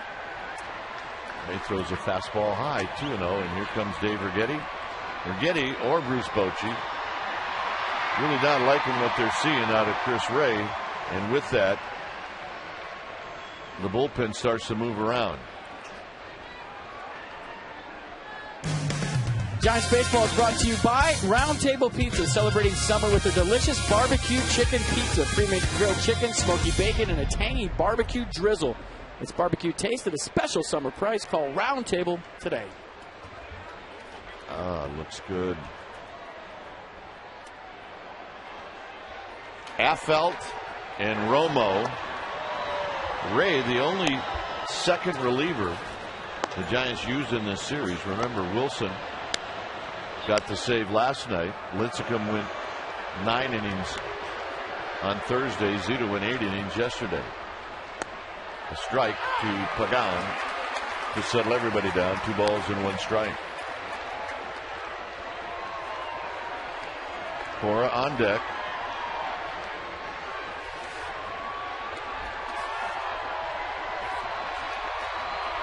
Foul back, 2-2.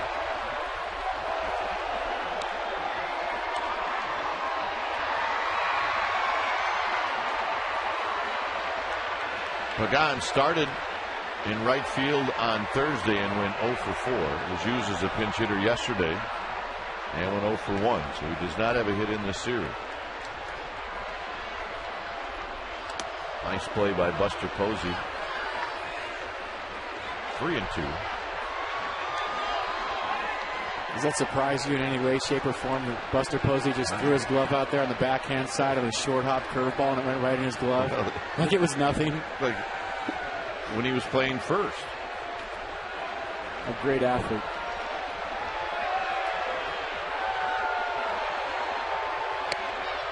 And the walk. And this is not going to please Bruce Bochy. And how do we know that? Because here he comes. And he's going to bring in, I believe, Jeremy Affeldt. And it's time for a change. Think Speedy. Oil change and tune-up. Your oil change, tune-up, and smog experts. Affeldt coming in.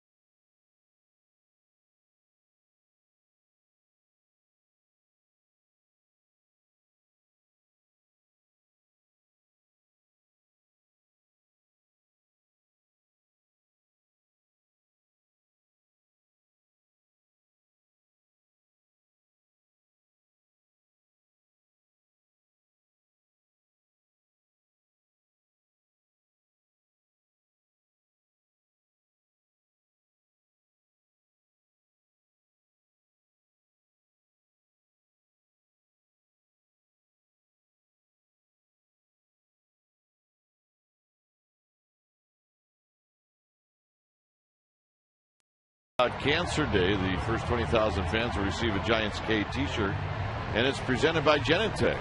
So go to sfgiants.com. Come on out. Weather's supposed to be terrific. We'll have a beautiful Sunday afternoon here at the ballpark. It's Strikeout Cancer Day here at 3rd and King. Here's the numbers for Affeldt. Jeremy Affeldt, fastball 93, curveball 78, changeup 87. See the numbers right there.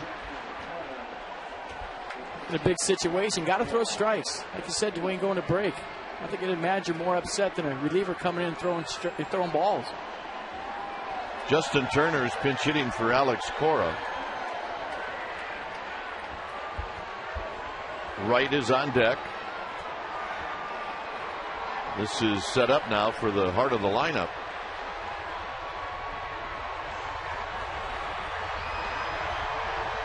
And Affel throws in a high fly ball into straightaway center field. Tagging is Toll. Wisely, the throw by Torres goes into second base. It'll put runners at first and third, but the most important thing for the Giants is they get an out. When you're leading by 6 runs, outs. I guess when you're leading by 1 run, outs, but slow the momentum down by getting an out after a single and a walk to lead off the 8th. Here's David Wright, who's 1 for 3.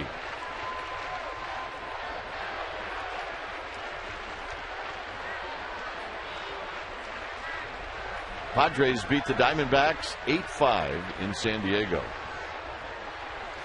Wright doesn't waste any time as he fouls that 95-mile-an-hour fastball out of play, and it's 0-1. 8-2 here in the 8th. Talked to some Mets people today before the game, and I was asking them, do these guys swing at the first pitch a lot? Because the first 2 games of the series, very aggressive, allowing Zito to go deep in the game, allow Matt Cain to go deep in the game today.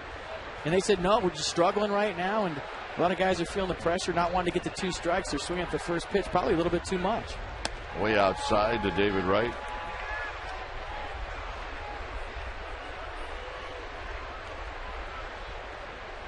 Terrific player, classy ball player. 1 ball and 1 strike.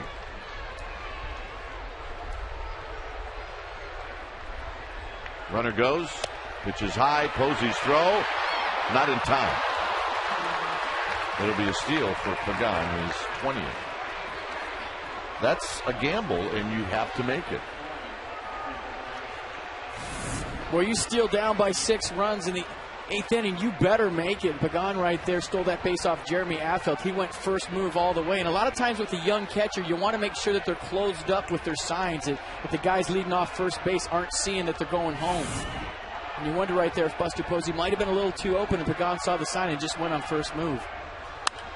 Right out of play, 2-2. Thing that separates Wright from other players around the National League, when you look at numbers, it's his RBIs. He's got 65. So that means with runners in scoring position here, the Mets feel like they've got the right guy up at the right time.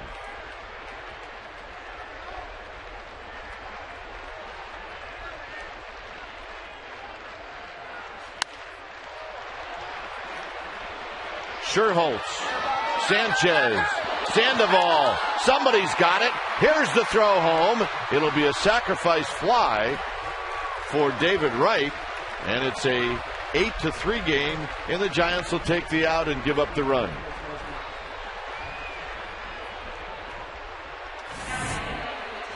Not sure who caught it. I think it was Sandoval. We had enough guys there, that's for sure. Pablo Sandoval being the tallest, he gets it. That was like a game of 500.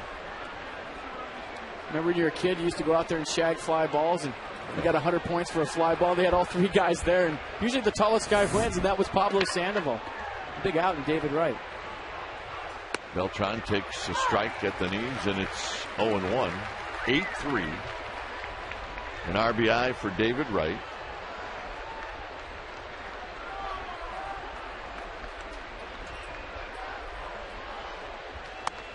Inside to even the count. On that play, Pagan moved over to third.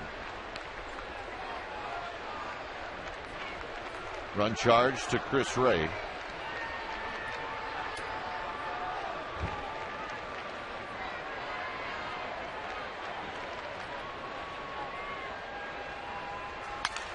Look out, broken bat. As the barrel ends up at third base, the foul ball went behind Pagan. And it's 1-2. A lot of stuff going on right there. Chip Hale dodging the ball, Pagan dodging the bat, the ball dude dodging the ball. That was a fire drill. Yeah, that's left side of the diamond, a little dangerous right now.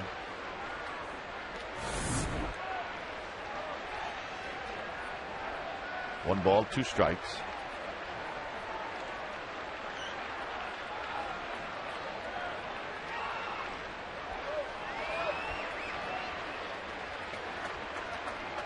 Beltran waiting on Affelt and the pitch. Hit into left field. Huff coming in. Huff's going to dive, and Huff's going to make the catch, and that'll end the inning. Affelt waves out at Huff and says, "Thank you very much." It's 8-3 Giants.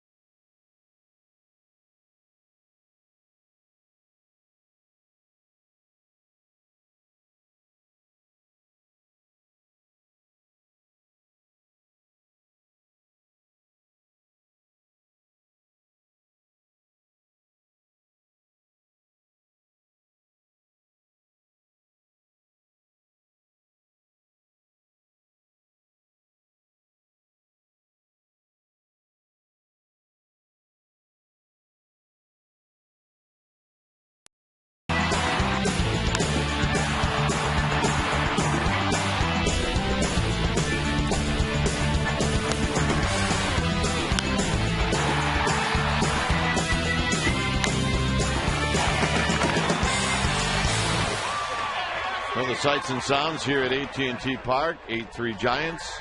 Rodriguez throws to Andres Torres, and the pitch is high. You're looking at Francisco Rodriguez, who's getting in an inning of work. He is pitching the 8th, and he's facing the top of this Giants lineup. Swing. Going to miss. 1-1 strike. You see the numbers on K-Rod right there. Fastball, slider, curve change. Fastball not what it used to be. It used to be mid to upper 90s. Now he's in the low 90s. Still got a good slider. Still got a good change.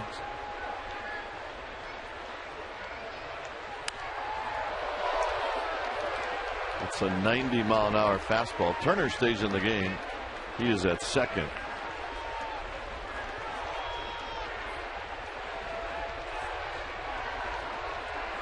One and two to Andres Torres. Hit a 3-run home run in the second.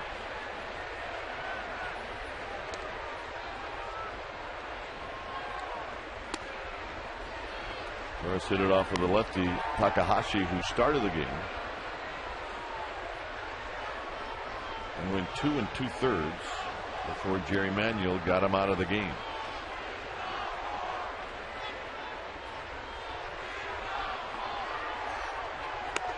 Got him. Torres gave up on that a little too early.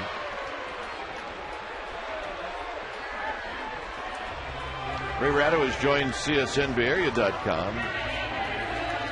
CSN Insiders, the best team in town, the newest insider on CSNBayArea.com. Oh yeah, our friend Ray Ratto, the king of the sweater, joins Michael Irvin, Matt Steinmetz, Matt Miyoko, and part of our CSN Insiders, the best team in town. Here's Sanchez, and he takes low. You know, it's funny, we put the sweaters on, right? We had Ratto on the other night. You know, the broadcasting veteran that I am failed to mention that it was a gag.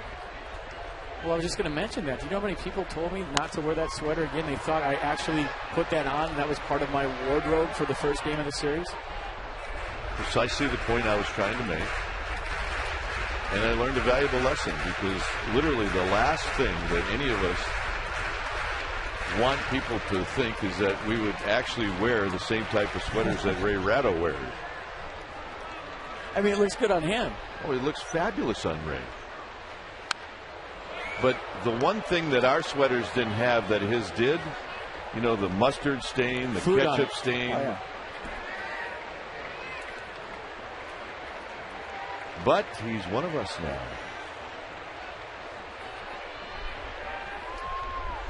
Ray Ratto is on vacation. 1-2 to Sanchez, who's 0 for 4 tonight. Check swing foul out of play. I don't think Sanchez has been that fond of Mike Estabrook's strike zone. So he's battling right now with 2 strikes on him. I wonder if K-Rod ever has trouble covering first. Watch his delivery. He spins out of there. Takes 5 hard steps towards first base every single pitch. Out of play. I mean, that time he spun around so much you could see his number on his back.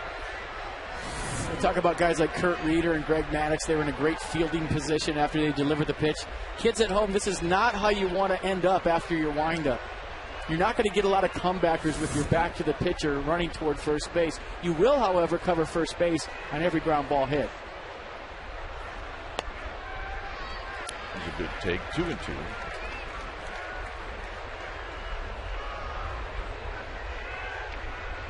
I mean, that just looks like a rock fight.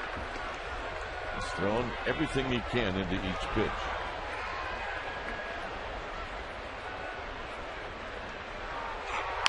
Full foul, as that time Rodriguez may have missed his location when the pitch came in. Denny Bautista catches that foul ball, hands it to Juan Uribe, who gets to pick a kid to flip it to.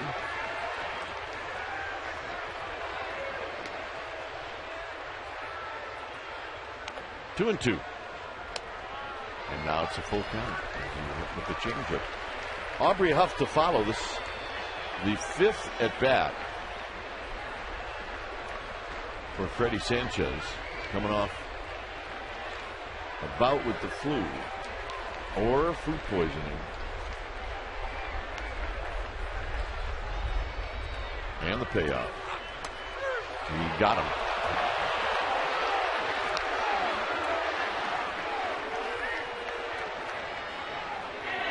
We'll be on the air tomorrow at 1 o'clock. Giants versus Mets. Pre-game live starts at 12:30. Comcast Sportsnet Bay Area. The series concludes with the pitching matchup. Sanchez versus Santana. A couple of good lefties going at it tomorrow. Every Giants game this season will be in HD. The home of the Giants baseball is Comcast Sportsnet Bay Area. 2 outs. Here's Aubrey Huff. Aubrey Huff going after that first pitch, and it's no balls and 1 strike. Huff had an 0 for 3 going into his last at bat, and then singled off of the lefty Raul Valdez.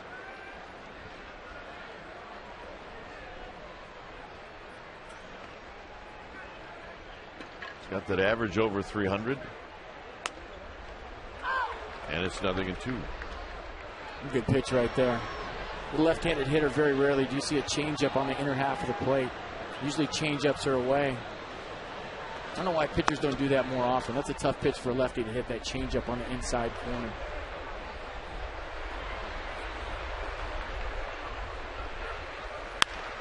Tomahawk foul down the left field line. Nice catch by a fan. That's one where you're glad he caught it, because it was about to hurt somebody. Yeah, when one's hit that hard, that close, it's a rescue mission. Got a glove on. You picked up your whole section right there, because you got the initial impact, you got the ricochet through all the seats, get you on the rebound in the back of the skull. It's a great play.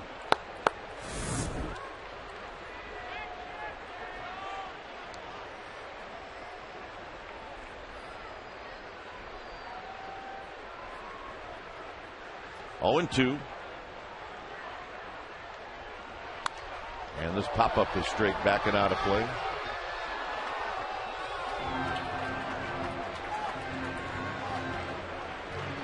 Did I hear you and Krug saying the other night you've only had one ball come up here? I got caught right underneath the background sheet that we'll put down before we do our open. It just came up here and slid on top, which is hanging above our booth. So actually, none to actually land.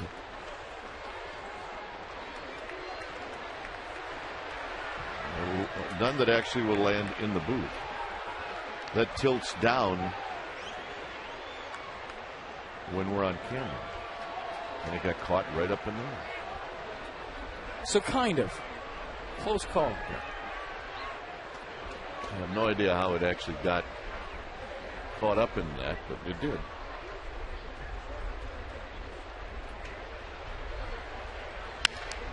Off the end of the bat to Tejada. Side retired. So Rodriguez has a good 8th inning. 9th inning coming up.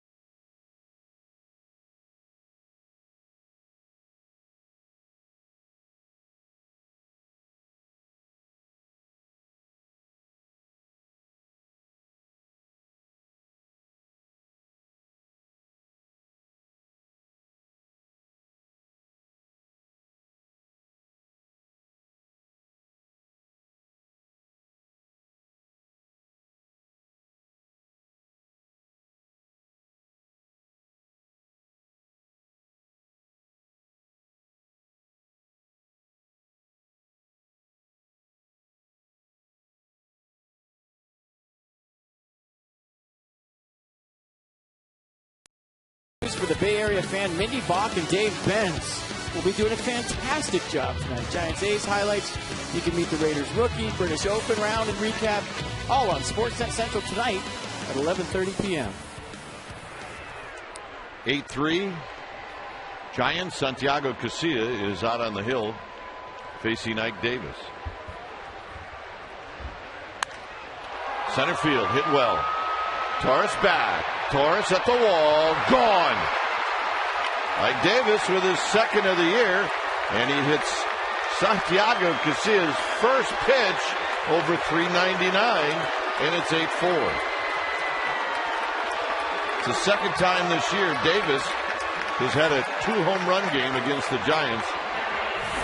And just like that, Romo sprinting down to the bullpen. He ambushed Santiago Casilla right there with the first pitch. That's only the 2nd hit he's allowed to a left-handed hitter this season. He came into tonight's game with left-handed hitters hitting 1 for 20 off of 0-50, and Ike Davis has had a great night.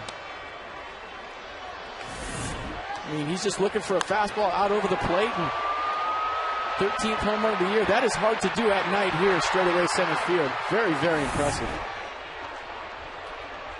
Here's Bay.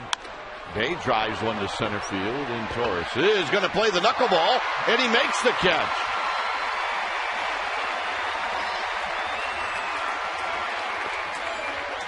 So Andres Torres puts it away. And that'll bring up Rod Barajas. Good call on the knuckleball. I mean, as a center fielder, a lot of times when the hitter hits the ball so squarely, there'll be no rotation on the baseball. And essentially, it's like R.A. Dickey throwing you a pitch. Andres Torres coming in, that ball darting and diving. You don't know what it's going to do, and it died late. Great play right there. That's not an easy play. So Barajas takes an off-speed pitch at 88 for a strike. And it is for him. You saw what happened with the first two fastballs. He said maybe I better mix it up and mix in a slider. Something off speed, something a little bit slower, because these guys are digging my fastball tonight. Renteria will track this soft line drive down. And with 2 outs, it'll be Ruben Tejada coming up.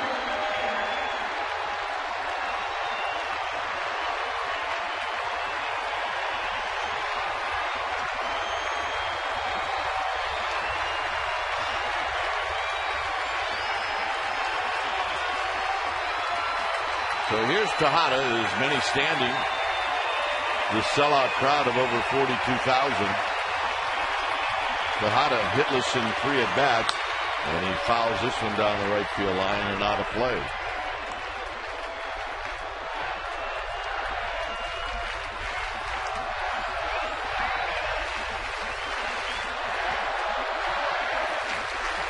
Be a little bit more specific. 42,599. And the pitch. Check swing, 0-2. And now the Giants are a strike away from taking the first 3 games in this series.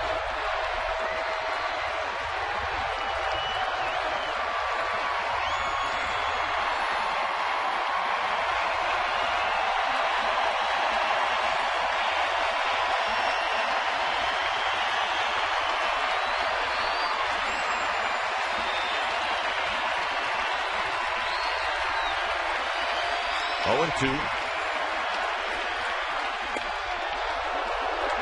think Tejada may have thought that was strike 3 and started to lean, and it's 1-2. Great slider on the black right there, and a better take by Tejada. I'm swinging at that. After seeing a couple of fastballs, look at the late break on that. 2-2. I think if he could start that pitch right at Tejada and bring it back, it'll lock him up for a called third. But he can do anything he wants right here. He can repeat it and triple up and go out there again. Maybe he'll chase. The inner half of the plate is wide open right now for a fastball. He's got a lot of options in this 2-2 pitch.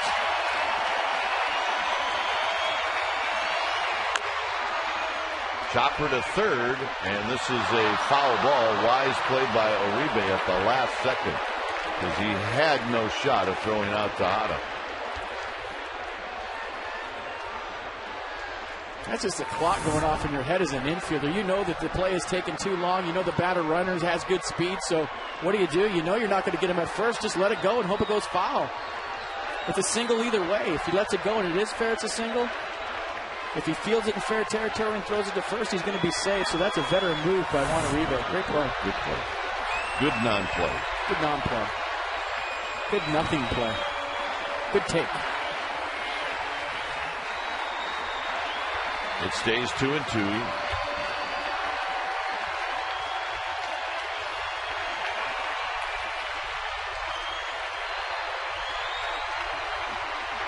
And look out. And that got Tejada real good.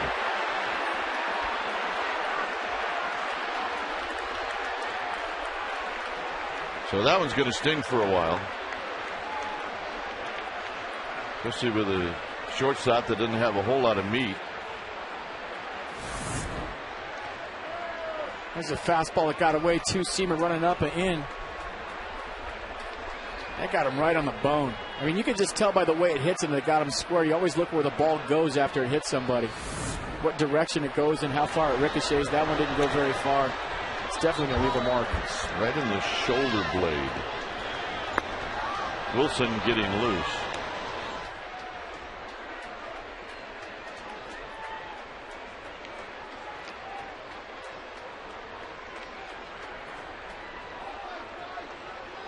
The sinker's track, and you don't have a whole lot of time to get out of the way. As a hitter, you read that pitch as just being inside. You don't think you have to get away, and then it has that late run up and in.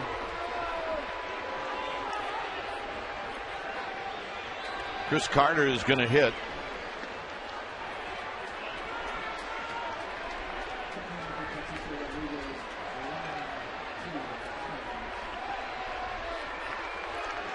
So here's Carter. Carter picked up a pinch hit in the 9th inning off of Lincecum on Thursday. It's a breaking ball down low. 1 ball and no strikes.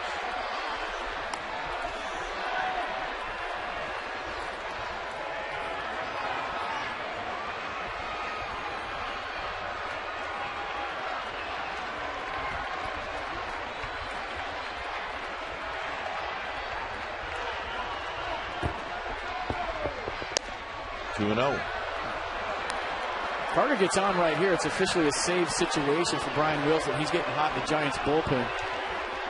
Tying run will be in the on-deck circle.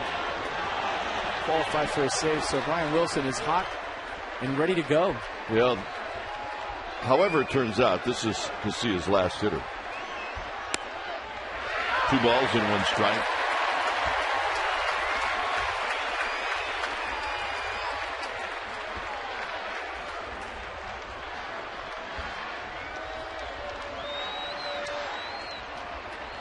At first, Tejada. And a base hit to right field. Tejada will move over to third.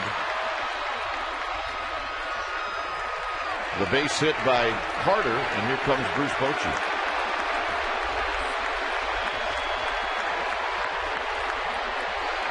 So Casilla cannot get it done. When it's time for a change, think Speedy. Oil change and tune-up. Your oil change tune-up.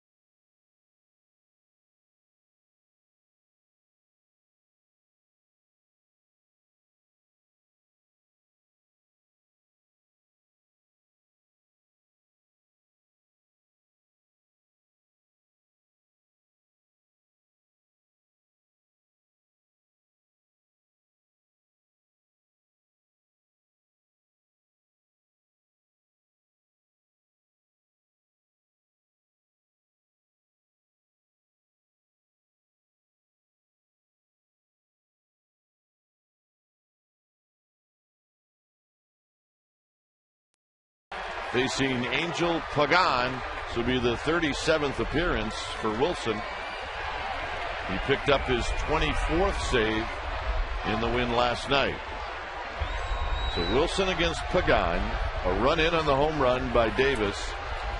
Mets with runners at first and third. Tejada at third. Carter at first. And the pitch to Pagan is outside. A 95-mile-an-hour fastball, 1 ball and no strikes.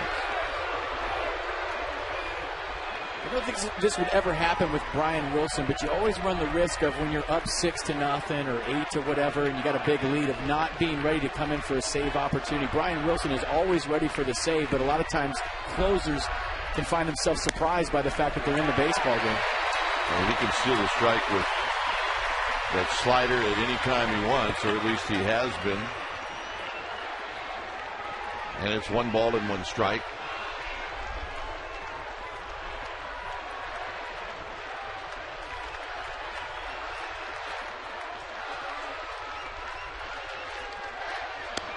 And another strike, and it's 1-2.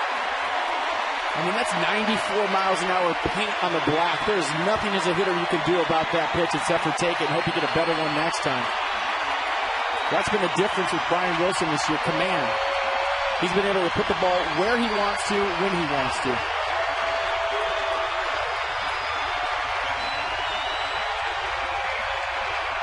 double bluffs. Razor Shines, the first base coach of the Mets, is saying that was a ball. 1-2.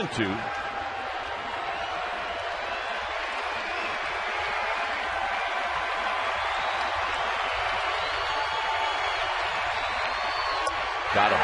And that's the ball game. 96 fastball closes it out. Wilson will get the save. Kane will get the win. And the Giants have won the first 3 games in this 4-game series. And they do it behind 12 hits, solid pitching, and an 8-4 win. And the Giants are victorious here on a Saturday night at 3rd and King. 8-4 is your final. Giants postgame live with interviews, and the postgame wrap is coming up. But first, let's go to the Comcast studios for an update from Sportsnet Central.